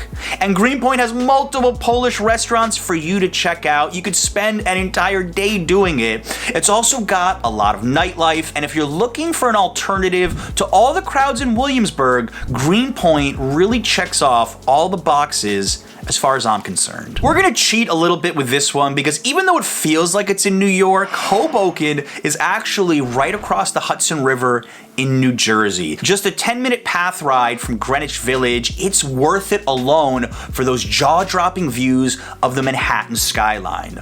But it's also worth exploring Frank Sinatra's hometown a little further. There's plenty of good dining and delis to choose from, and the little streets without the crowds of Manhattan make Hoboken feel a little bit like a tucked away oasis.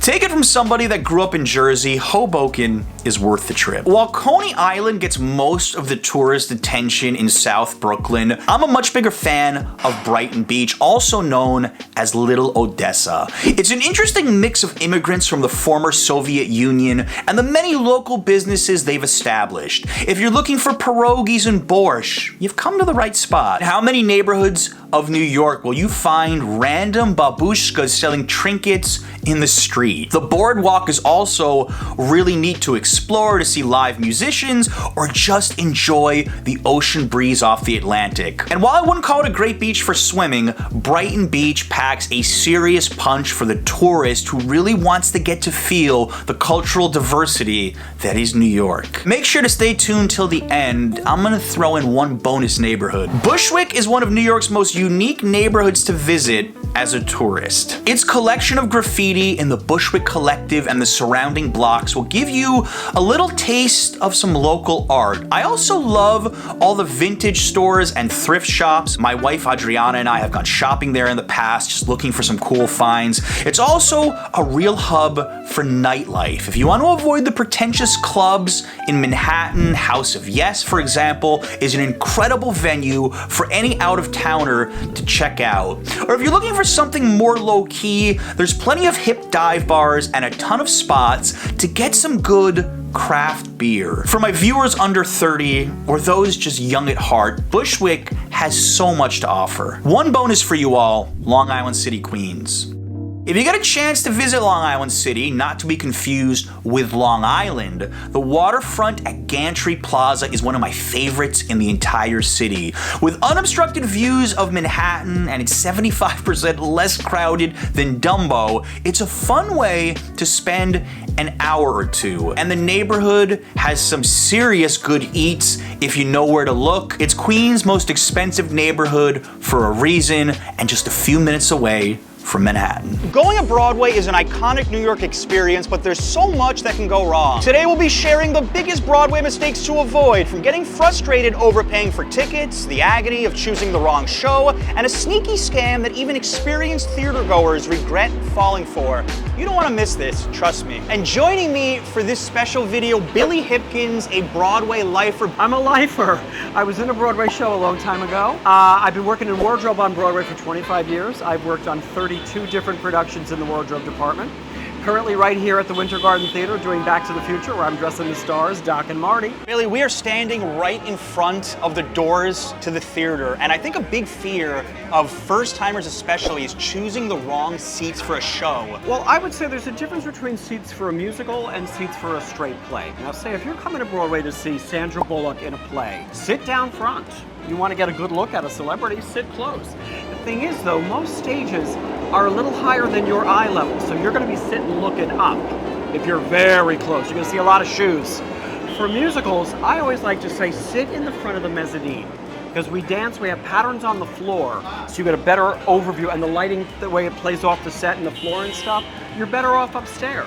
The other thing I'd say is, the further to the side you are, and every theater has a seating chart. If you're on this side, you might miss what's happening up in the corner over there. You might be looking into the wings a little bit on that side. So center is always better. Further back can be a good thing on a lot of shows. Here's the other thing I'll tell you in front rows. If you can see the cast can see you. They see everything everybody does in that auditorium. So if you're gonna sit up front, you better be wide awake and attentive, because trust me, they're gonna talk about you when they walk off stage. Now, Billy, one thing a lot of people are afraid of, prices. Broadway can be expensive, but we've got some methods for you to save money. And the first one are rush tickets, which in the past involved going to the theater the day of the show in the morning, getting in line for unsold seats. Now, some select theaters still do this, but many now have digital lotteries. And the day before the show, you enter your name on an app. In this link right here, every single show on Broadway and their rush policies are listed. So for example, Back to the Future where Billy works, you can get $40 rush tickets at the box office day of the show, or $45 if you're lazy and want to do a digital rush. I will tell you, most of the rush tickets are the first couple rows, so again, you're going to be looking up. Another thing to look out for with rush tickets is typically the limit is only 2, and sometimes they even separate you from the other person. There's also cancellation. I mean, every day there will be a line forming as soon as the box office opens, and as tickets are canceled by people rescheduled, they'll resell at full price, but they will sell some of our better seats day of. There are ways to do that if you feel like standing at the box office at any given show. On a big hit show with hot tickets, if the box office is going to open at 10, by 9, stand outside. Something else to look out for with rush tickets is they also could be obstructed or limited view. You're basically at the mercy of the house. You could get lucky, you might not get the best seats, but you're gonna get a good price. That's the important thing. Now they will tell you if they're obstructed view, they'll let you know that. Now here's the thing. Obstructed usually means there's a column that's going to be in your view. They'll tell you that. But in a lot of the theaters, where if you're toward the back of the orchestra, the mezzanine is over your head. You have a view of the stage, but you might miss the top of the set. So on shows where action happens way up there, further back you are, you may be obstructed in that way that you're under the overhang of the mezzanine. That is something to ask the box office. Is any of this blocking the top of the proscenium? The other way to get cheap tickets, and you'll see this walking through Times Square, is the TKTS booth. Going there in the morning, day of a show. They will tell you what shows they have available on their website, but you do have to line up. Could take an hour, but there are deals to be had there. My other favorite for cheapy seats, Today Tix. Get the app, Today Tix, T-I-X, run by the Theater Development Fund. You can kind of look in advance. Now on that also, you won't be able to pick where you're sitting, but you can definitely get some decent seats at a decent price. Now, unfortunately, something that is all too common, rip-off tickets on Broadway. Many people just don't know better. And the first thing I will say is I'd be careful about buying tickets from scalpers right outside the venue. You don't know if those seats are counterfeit or not. You don't know if that person's gonna go run away as soon as you buy the tickets. Another one that I'm hearing about lately is people who are waiting for tickets at the TKTS line. You're gonna be approached by somebody with a clipboard, and they're gonna tell you that they have better tickets if you just talk to one of their associates, and you're really just talking to a ticket scalper who's probably gonna charge you more than you would pay at the TKTS booth. And I've been reading all about this lately from you guys. And the number one issue I see my viewers running into and getting mad about is going to a website like this. It'll have words like BroadwayTickets.com. It'll look like the official reseller, but when you actually go to the site, we have an example here, Aladdin on September 22nd, they have it starting at $104. What you always need to do instead of relying on a random Google search is go to the official box office site. We did just that, and Aladdin for the same night starts at $64.50, almost $40 cheaper. So I'm gonna repeat this, very important. Always start on the official site of the show, not some Broadway site that's gonna trick you to thinking they're the official reseller. Newbies to Broadway may be anxious about how to dress. What would you tell them? I would tell them, we want everyone to feel welcome in a Broadway theater. You dress however you are comfortable. You are welcome here. The only thing I'm going to tell you though is we have a lot of air conditioning, so it might get cold, so you might want to consider having a jacket with you. But whatever you've got on, come on in. You're welcome here. Used to be people dressed up a lot on a Saturday night to see a show. Those days are over. Come be comfortable, come enjoy yourself. You are welcome here, whatever you got. All right, Billy, another common issue, people arriving late. There's traffic, the subway breaks down. What do you do if you arrive late? And what time would you tell people they should arrive? I'd say if you're picking up tickets at the box office, give yourself a half hour before the curtain so you feel comfortable. Get your tickets, you can come in, you can relax, you have time, stand outside if you want. There's gonna be a lot of people doing the same. Give yourself that time. If you've already got your tickets, give yourself 20 minutes, 15 minutes before the curtain to get in, get comfortable. If you want to use a restroom, feel free. As far as late seating, if you are late, well, we're not going to start over, but they will seat you. Now, a lot of shows have very distinct, at the end of this number, that is a moment where we'll seat late seaters. At the end of this scene, that's when we'll seat people. You can't just go in because it is disruptive. So we've got that all very mapped out. It happens all the time. People get up during the show if they need to use a restroom. You're not going to be forbidden to do so. Do your best if you get there early to take care of all that stuff so you can just sit back and enjoy the show till the intermission or till it's over if you don't have an intermission. And Billy, what about people who forget to turn off their cell phone? If you can hear it, we can hear it. Don't do it. Turn off your cell phone. And while we're at it, don't think you could sneak pictures of the show or take videos. We see you. They see you. They will report it to an usher immediately and you will be ejected from the building. Don't do it. As far as singing along, don't do that. You paid good money to hear people that have been training their whole lives to do this job, not to hear each other. You're going to really annoy the people around you too. It's not a Taylor Swift concert. It is not a sing-along. I think a mistake that a lot of first-timers make is thinking that all Broadway shows are actually on the street of Broadway. Now, we are standing in front of Broadway, Winter Garden Theater, right there.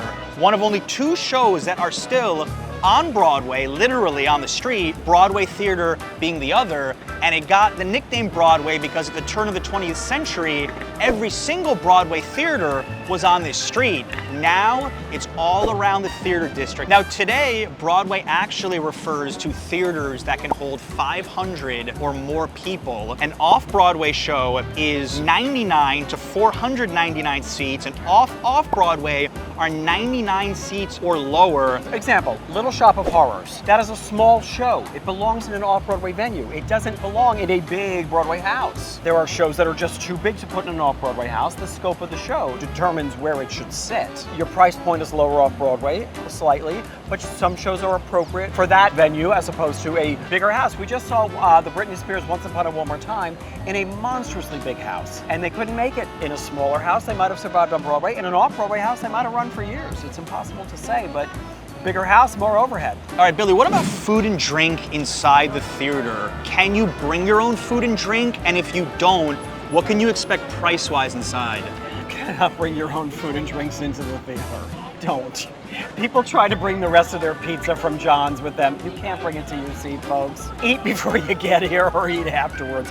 Now, in the theater, yes, concessions. The owners of these theaters want to make money on beverages and cocktails and some snack, candy items. And it's going to be very, very expensive. But really, did you come here to eat and drink, or did you come here to see a show? I think you can go 2 hours without it. Now, there are shows where certain performers will not allow there to be ice in their drinks because they don't want to hear the clack, clack, clack of ice during the performance. Billy, with so many options on Broadway, picking a show can be overwhelming. How do you tell a first-timer to narrow it down?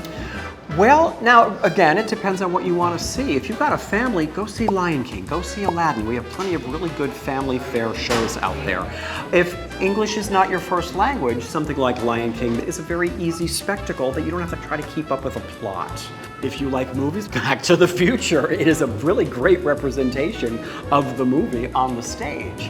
If you're into something more challenging, go see a play. You might want to go see a drama. We have some wonderful moving theater that isn't musical fare, and a lot of long-standing things like Wicked, Book of Mormon. We have things that have tried and true and been around for years and years, and if you haven't seen them yet, well, there's a reason they're still here. People are loving them. All right, putting you on the spot, what's your favorite all-time show? Can't say Back to the Future. Favorite all-time show? Again, I'm going to say Little Shop of Horrors. That is a quality piece of theater. I love that show. I love when people get eaten by a plant. All right, so a lot of people, they come to the city or they're visiting here and they don't just want to go to a Broadway show. They want to get a drink after, they want to get dinner after. Where are your top picks after all these years? You know, I do love going over by Schubert Alley on 45th Street to Junior's. Junior's is busy, it's big, but they've got great burgers. They have a brisket over potato pancakes to die, and they have killer cheesecake. I like going over to Junior's. Now, if you want to go someplace that maybe run into a Broadway performer that you just saw, I'd say Joe Allen's over on Restaurant Row on 46th Street. Joe Allen's is a place where Broadway folks will go after, and also upstairs from there is Bar Central, which is a nice place for a cocktail, where a lot of Broadway folks go hang out after a show, so you might just catch someone that you just saw on the stage. Two of my favorites, one would be Adele's, which is halal food, just a few blocks actually from this theater right here. Now the line can get pretty long, but it's one of my favorite halal trucks in the entire city. And for food, I'm a big fan of a spot called Easy Paella and Tapas, actually in Hell's Kitchen, where you live. I think their paella and some of their Venezuelan fusion stuff is fantastic before or after a show. And you can't go wrong at John's Pizza right across from the Majestic Theater on 44th Street. That is a quality pizza. So Billy, actually right when we met you, there were a ton of autograph seekers waiting for the actors to come out. What is the respectful way to get a Broadway actor's autograph after a show? Line up at our little barricades right there and have a pen ready with you, because you can't expect that they're going to have a marker. Have your playbill ready, have something you want them to sign ready. Don't ask them to sign pictures of themselves or merchandise that you plan to turn around and sell on eBay. They know that's what you want to do, so don't do it. They're not going to do it. Most folks will take a quick picture with you if they have a second. Not everyone does. At the end of the show, a lot of folks just need to get home. And not everyone always feels great at the end of the show, so you can't expect it. But most people will come out after and just have a quick moment with you. A lot of times, fans of the show will send us things backstage. They'll send things that they baked. We're not going to eat them. We can't say for sure who baked it and what's in it, so don't send food backstage. It's a lovely thing to do. We're going to end up throwing it out. Billy, not only a Broadway veteran, but also a fellow YouTuber. Tell people about your channel. That's right, I have my own personal channel. It's Billy Hipkins, the Also Ran, ALSORAN. I just talk on the daily most days about my New York life, either what's going on at my theater, what's going on at my apartment, what's going on with my two cats that drive me crazy and I love them to death. I just run my big mouth every day, and a lot of people seem to enjoy it, so tune in. Americans are suffering from so-called tipflation.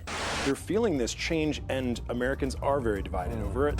Many say they are feeling the pinch from tipping fatigue. How bad has tipping culture gotten in New York City? Today, we're gonna find out. Now to show you how crazy it's gotten, we are gonna buy some self-serve yogurt. The pressure to tip is real. You have the employee standing right in front of you. Even though I did all the work myself, it's still encouraged 15-20% tip. And you feel a little bit cheap sometimes if you don't do it. According to Wikipedia, tipflation and tip creep are terms to describe the US's recent widespread expansion of gratuity to more industries, as opposed to being traditionally only prevalent in full-service restaurants. Tipflation's origins are likely the COVID-19 pandemic and the inflation surge, which began in 2021. The social pressure created from such systems is often separately mentioned as guilt tipping, and tipflation has also been seen as causing tipping fatigue, which is the resentment that American consumers generally feel from tipping culture. I polled my international viewers about their opinion of tipping, and their answers, well, they were pretty strong. I find it absolutely insane that stores at Newark Airport have the audacity to ask for tips at checkout when I had to do everything, including scanning the items and checking out myself. If anything, I should tip myself. Been living in Japan for many years now, and among the reasons why I love this country is the fact that you don't need to tip to receive impeccable customer service. No matter what your background is, every customer is generally treated professionally with respect, decency, and hospitality. Personally, I find it rude to be expected to give a tip for service. It should not be my responsibility to pay staff just because their employer doesn't give them a decent wage. If I want to leave a tip, it should be my choice and the amount. A trip to the US gets very expensive if you're tipping every time you buy food or drink, which in turn makes me avoid these outlets. And we actually got a response from a local here. And he said, what happened to when in Rome? If visitors came to your country, would you not expect them to follow your cultural norms? Now, I have seen some hostility in comments going back and forth about the US culture behind tipping and supporting service workers and people coming from other countries who are just plain fed up. Oh, thank you so much. Oh, I appreciate it. I bumped into Omari, one of my viewers here, and I want his opinion as a New Yorker about tipping culture. What do you think? Obviously, you know, a lot of servers and things like that get most of their payments off tips, so I don't mind tipping. The thing that I've been noticing with a lot more restaurants is gratuity being added, which kind of isn't fun, especially if you run into like not the best help, which is like a thing that's tend to be annoying. But obviously with everything going up, I want to pay people more, and good service definitely deserves a great tip. What do you think about places where they put the terminal in front of you and there's like 15-20% added just for, I don't know, like getting yogurt? That's the thing that kind of kills me. Also, like, you know, sometimes like with a 5-minute Uber in the city, because you just want to avoid some traffic, it's like a $20 or $15 tip that could be more than what you ordered. Dude, thank you so much. I think it's time we broke down the origins of the tipping culture of the US. The word tip dates to the 17th century when London taverns and coffee houses would put signs saying to ensure promptitude alongside boxes or bowls where customers could leave an extra coin for faster service. Tipping was almost non-existent in the US before the Civil War, but wealthy Americans visiting Europe brought the practice to the US in the mid-1800s, unsurprisingly eager to mimic European customs, but it took root as a business strategy during Reconstruction. And this is so ironic today because many European visitors, European countries are completely opposite of the US tipping system. Some hospitality companies started to use freed slaves after the Civil War, paid them low wages, and encouraged customers to leave tips. Now this is fascinating because not everybody was for tipping even in the 19th century. According to an article that appeared in the Times in 1897, there was a movement brewing against tipping in America. The anti-tipping group believed that tipping was the vilest of imported vices because it created an aristocratic class in a country that fought hard to eliminate a class-driven society, and there were even 6 state legislators that attempted and failed to pass an anti-tipping bill that would make leaving gratuities unlawful. Even with all that backlash, by 1938, President Roosevelt signed the Fair Labor Standards Act, which established the first minimum wage of 25 cents per hour, but there was no minimum for tipped wages. In so doing, Congress codified the tipping practice, and it wouldn't be until 1966 before it would pass a minimum for tipped workers, which is about where we're at today in 2023, and we're gonna get to how New York City handles tipped employees a little later on.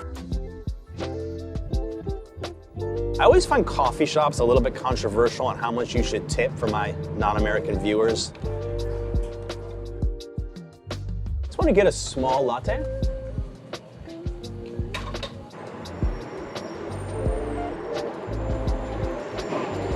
Now you see, I have no problem with how that machine operated. It just gave you $1, $2, or $3 tip. I always tip $1 if they're making me a latte. I mean, I do think that being a barista is a skill, and I'll tip on it, but not everyone agrees.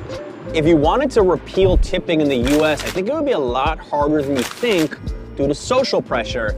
And there was an interesting study, according to Michael Lynn, professor of consumer behavior at Cornell, with a tip credit, employers can rely on tips to cover a decent portion of their labor costs, which allow them to bring down menu prices. For example, there's 2 establishments equal in quality of food and service. The only difference is one allows tipping and has lower menu prices, and the other has a higher menu price because they don't allow tipping. Consumers are more likely to dine out at the restaurant with a cheaper menu, even if they pay the same amount after leaving a tip. All right, let's talk about minimum wage for tipped employees in New York, like your average waiter. The minimum wage for food service workers in the city is $15 per hour. Their employers can satisfy the minimum wage by combining a cash wage of at least $10 with a tip allowance of no more than $5 per hour. So the normal minimum wage in New York is still $15 an hour, and I'm hoping that waiters and bartenders are making even more with tipping. Auto gratuities and extra credit card fees have been something that have annoyed a lot of New Yorkers, and I want to show you in action. And 1 large potato fries.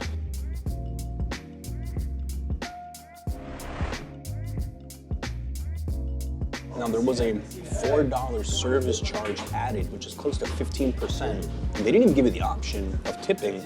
It was thrown on there. This is interesting because there's no waiters here. It's just order and take it to eat. So you're seeing tipping popping up into spots that I don't think I saw it even a few years ago. Now that you saw New York's secret food tax in action, there's other places where you might run into it. Now, the New York Post had an article from September about wellness fees or kitchen staff appreciation fees. One restaurant was tacking on a 5% wellness charge added to all checks in support of health benefits for our staff, but it is not a fee for service.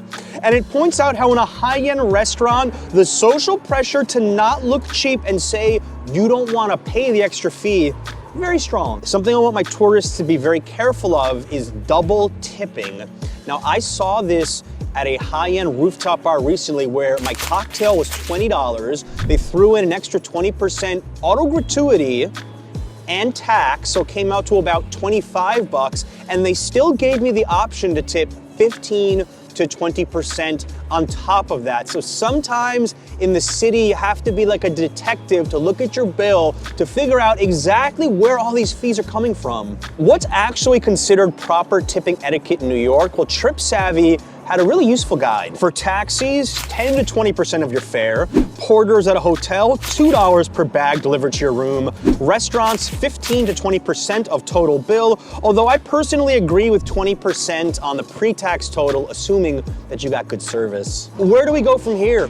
Well, companies do what DoorDash and Uber Eats just did, raising minimum salaries. DoorDash just made the following huge announcement after a court decision didn't go their way about minimum payouts. As of December 4th, Dashers who deliver in New York City will now earn at least $29.93 per hour of active time, nearly twice New York's $15 minimum wage for other workers. This rate excludes tips and is just the minimum, so Dashers still have the opportunity to earn more than the minimum. And this is the absolute bombshell. They're now moving tipping to after checkout in preparation for increased fees, which they're going to need to pay the Dashers more money. The new regulations will force us to raise fees for orders in New York City. In order to better balance the impact of these new costs, we're moving the option of tip in the DoorDash app to after checkout. This change comes as a recommendation by the NYC Department of Consumer and Worker Protection and has been done to help ensure our platform remains affordable for all New Yorkers. So this is basically saying to me, because we're paying our delivery workers a fair wage, tipping is optional. We're not gonna put it in your face. If you wanna add a tip after you get your Dasher, totally up to you. So I think their tips are gonna go down. Will you still tip your DoorDash driver knowing they make about $30 an hour? You tell me. I found one super popular group on Reddit with 11,000 members called End Tipping that advocates for a system where US workers aren't reliant on tips. Some have even gone to such extremes as not tipping anymore, period. And I'm curious, if you're visiting New York or you live here, what's your stance on tipping? Has it gotten out of control? Today I'm going to show you a way to see some of the best sights of New York City at a fraction of the cost of what you pay for a big tour boat. For only $4, we're riding the NYC Ferry, one of the best travel hacks that most tourists have never even heard of. And I'll show you some of my favorite routes. Let's go. How do you buy tickets? You can't use a Metro card on the NYC Ferry. It is $4 one way. The easiest way to handle this is to download the NYC Ferry app and just buy your tickets before you even get to the station. The other way would be to get to any of the ferry terminals and to buy it from one of the machines. Also, if you have a big group and you're going to be taking a few of these ferries, great deal, 10 tickets for $27.50. Rockaway bound boat is one of my favorites for not just sightseeing, but actually going to Rockaway Beach. Super fun. Now, I've seen this line before, like down the block in the heat of the summer. There's some sights on this specific ride that you can't get on any tourist boat in New York City. You need to pick a nice day to do it. Always sit up top, unless it's freezing cold. The ferries have gotten really high tech. You even can order right from your phone, have everything set and go down and pick it up. Later on in the video, I may even have a beer. All right, the coolest thing about leaving from Pier 11 is you have just this straight on shot of lower Manhattan, the skyline, as you pull out. Not bad. Not a bad view at all. Now, one thing to keep in mind is that these boats are $4 each way. This is not an expensive tour boat. You don't have somebody on an intercom telling you what you're seeing. You're just here to enjoy the views.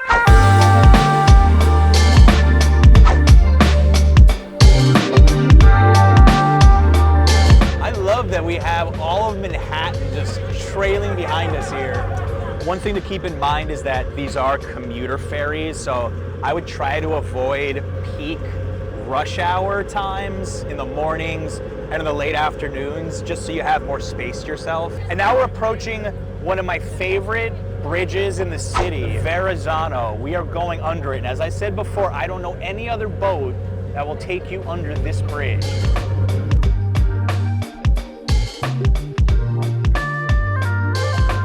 Island is completely deserted. The beach is empty. Normally on a hot summer day, you would see it absolutely packed. It is deserted because of these insane winds. We can see the skyline all the way in the distance. This feels like I'm at the Jersey Shore right now with a bridge like this.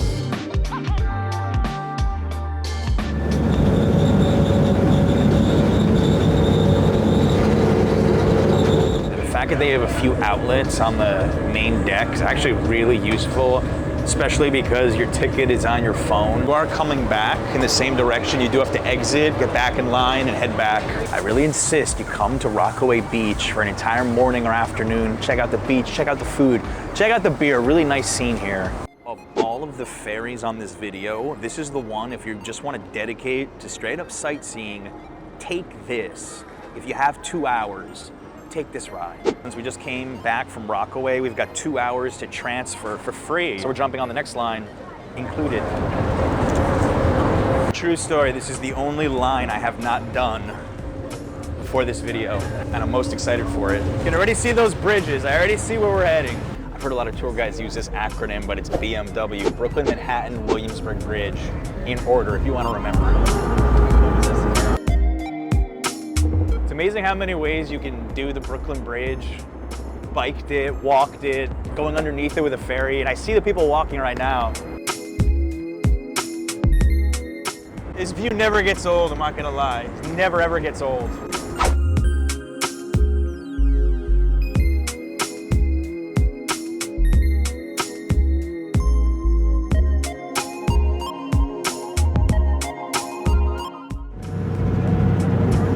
Tip for you before you take the ferry. It's 75 degrees right now and I need this jacket. It is a lot colder on the water, it's a lot windier on the water, so you're almost guaranteed to need a jacket for this. This is by far the most relaxing way to experience New York, I have to say.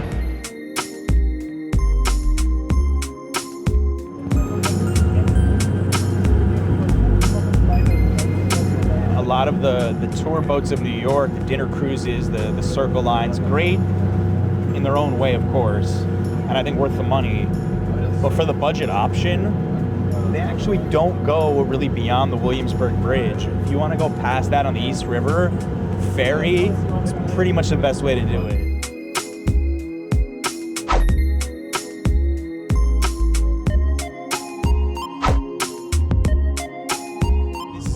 Because we're passing Roosevelt Island. I love taking the tram there. And then the Queensboro Bridge, okay?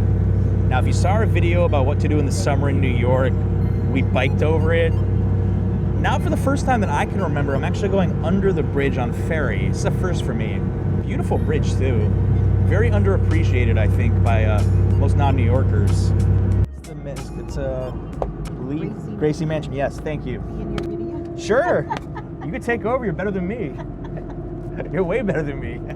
One of the reasons I didn't jump out here is I wanted to go under both the RFK and the Hellgate Bridge. And I've never been underneath either of those bridges before. All right, look at the RFK.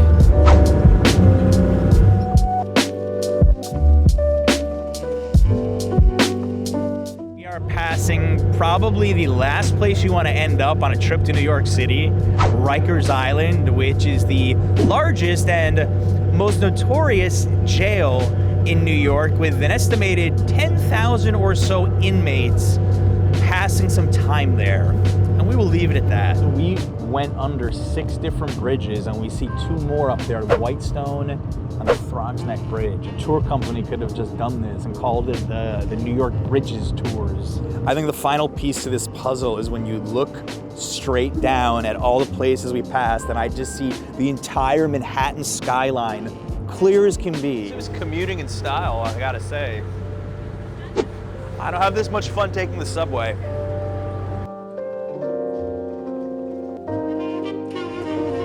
All due respect to Circle Line, I've taken them before. They are literally going the exact same path as the ferry for about, I don't know, 9 or 10 times more money. Now, if you're planning on walking the Brooklyn Bridge, this is why you need to take this boat. Take the ferry to Dumbo, and then you walk back over the Brooklyn Bridge, so you only have to do it once, and you are walking towards the skyline. This is absolutely an amazing idea.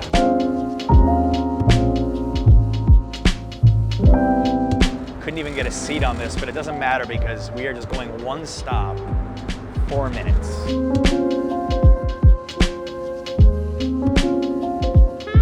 Have the ability, pick a nice day to do this, not such a windy day to do this. This is a good like intro to New York ferry.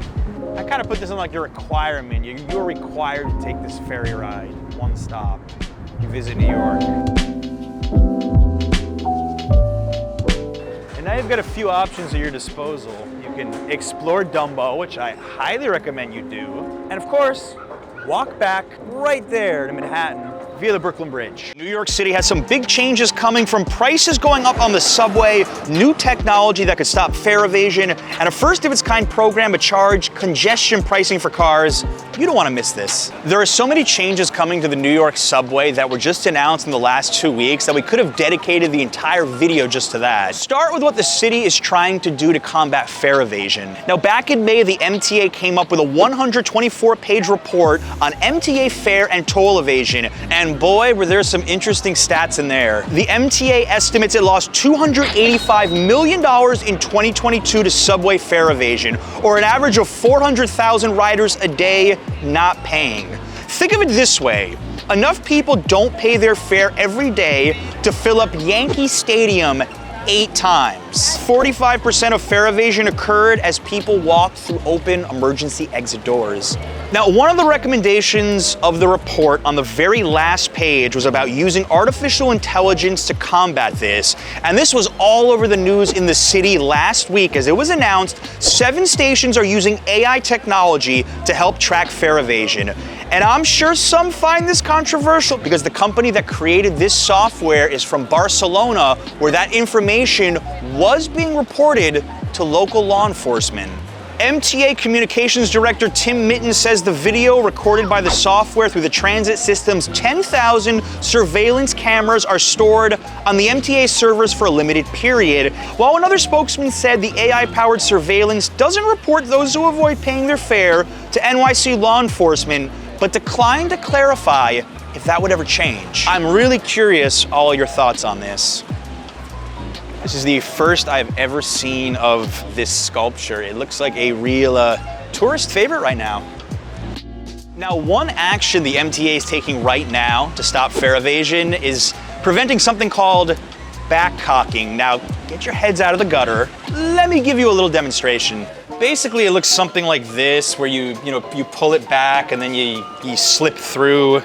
Yeah, they have not fixed this turnstile yet. Now, 26 turnstiles have already been overhauled to change the mechanics of this, and they're eventually going to correct the other 3,479. Now, this is not going to stop people from hurtling over the turnstiles, which is what I tend to see happening. Now, one interesting proposal that I do think could help was on page 73 of the report. It talked about adding tall plexiglass doors to prevent people from either jumping over, and I've even seen this, from crawling underneath. But the bottom line is that the MTA is losing a lot of money, and they're not very happy about it. What probably comes as no surprise to anybody, including myself, is that fares are going to rise on the New York subways and buses from $2.75 to $2.90, a 5% increase beginning on August 20th. This is the first fare raise in 4 years. Officials say that this is going to raise approximately $300 million annually for the MTA, but it doesn't end there. The LIRR, the Metro North, are also going up by 4% on August 6th, and tolls on 9 MTA bridges and tunnels will rise an average of 5.5%, and as much as 10% for those who don't have Easy Pass. 7-day unlimited Metro cards are going to rise from $33 to $34. 30-day unlimited Metro cards are going to rise from $127 to $132. There is one bit of good news out of this. The MTA said that their 7-day best fare cap will allow Omni customers to start their 7-day fare capping period any day of the week instead of only on Mondays. And if you watched my Subway Survival Guide video, I was complaining that I don't think Omni was made for tourists who want unlimited trips. Now, it actually could work out. For the first time on the channel, we're gonna mention a word that will boil the blood of a lot of my local drivers. Congestion pricing, and this is just full of controversy. Now, New York may become the first city in the US to charge drivers a fee to head into its most congested areas. In this case, it would be an Easy Pass charge driving south of 60th Street of as much as $23. It's already gotten the green light from the Federal Highway Administration last month and will likely go live next spring. Now, I want you to imagine you're driving into the city from New Jersey to catch a Broadway show.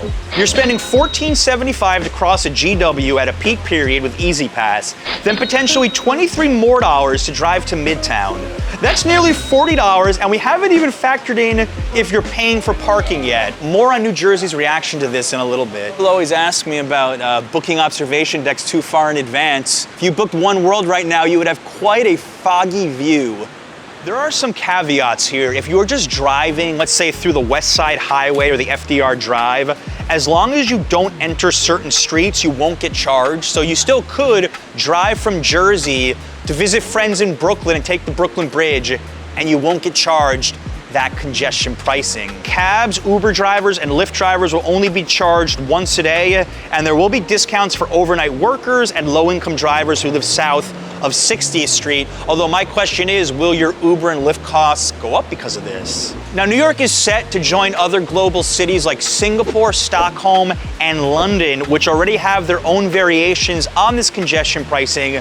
Do you think New York needs it? And I'll tell you who doesn't think New York needs congestion pricing. New Jersey. Governor Phil Murphy is suing the federal government for giving New York the green light on this. Murphy said New Jersey should have been at the table when this tolling program was devised. New Jersey does not have a representative on the board. And in another interesting twist, Staten Island is looking to possibly join New Jersey and file a lawsuit against the MTA. Things are getting heated. Nevertheless, the city is already installing readers on the west side of Manhattan, and this could bring in the MTA upwards of $1 billion. Yes, $1 billion annually. And speaking of prices going up, if you are running your air conditioner a lot in New York, it's gonna cost you. Bills are anticipated to rise an estimated 9.1% next month under a Public Service Commission decision made last week. A typical Con Ed customer who uses 600 kilowatt hours of electricity in a month will see bills increase by $14.44 in August. In January 2024, another 4.2%, or $7.20, and in January 2025, that customer's bill would rise a third time by 1.4%, or $2.43.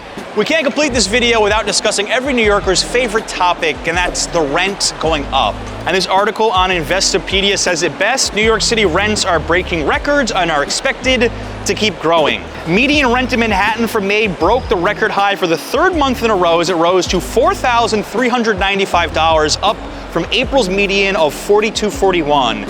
Rent is up nearly 10% year over year. Records were also set in Brooklyn, and rents were at their second highest ever in Northwest Queens. Now, Queens intrigues me a lot. In Northwest Queens, the median rent was the second highest on record at $3,402. So neighborhoods right now like Long Island City and Astoria are absolutely on fire, where I think in the last few years, Brooklyn got a bit more of the attention as a lot of people are leaving Manhattan. The bottom line is the city just keeps getting more expensive. It was actually tied for first in the world with Singapore on the Economist Intelligence Report for most expensive place in the world to live, and this New Yorker is not the least bit surprised.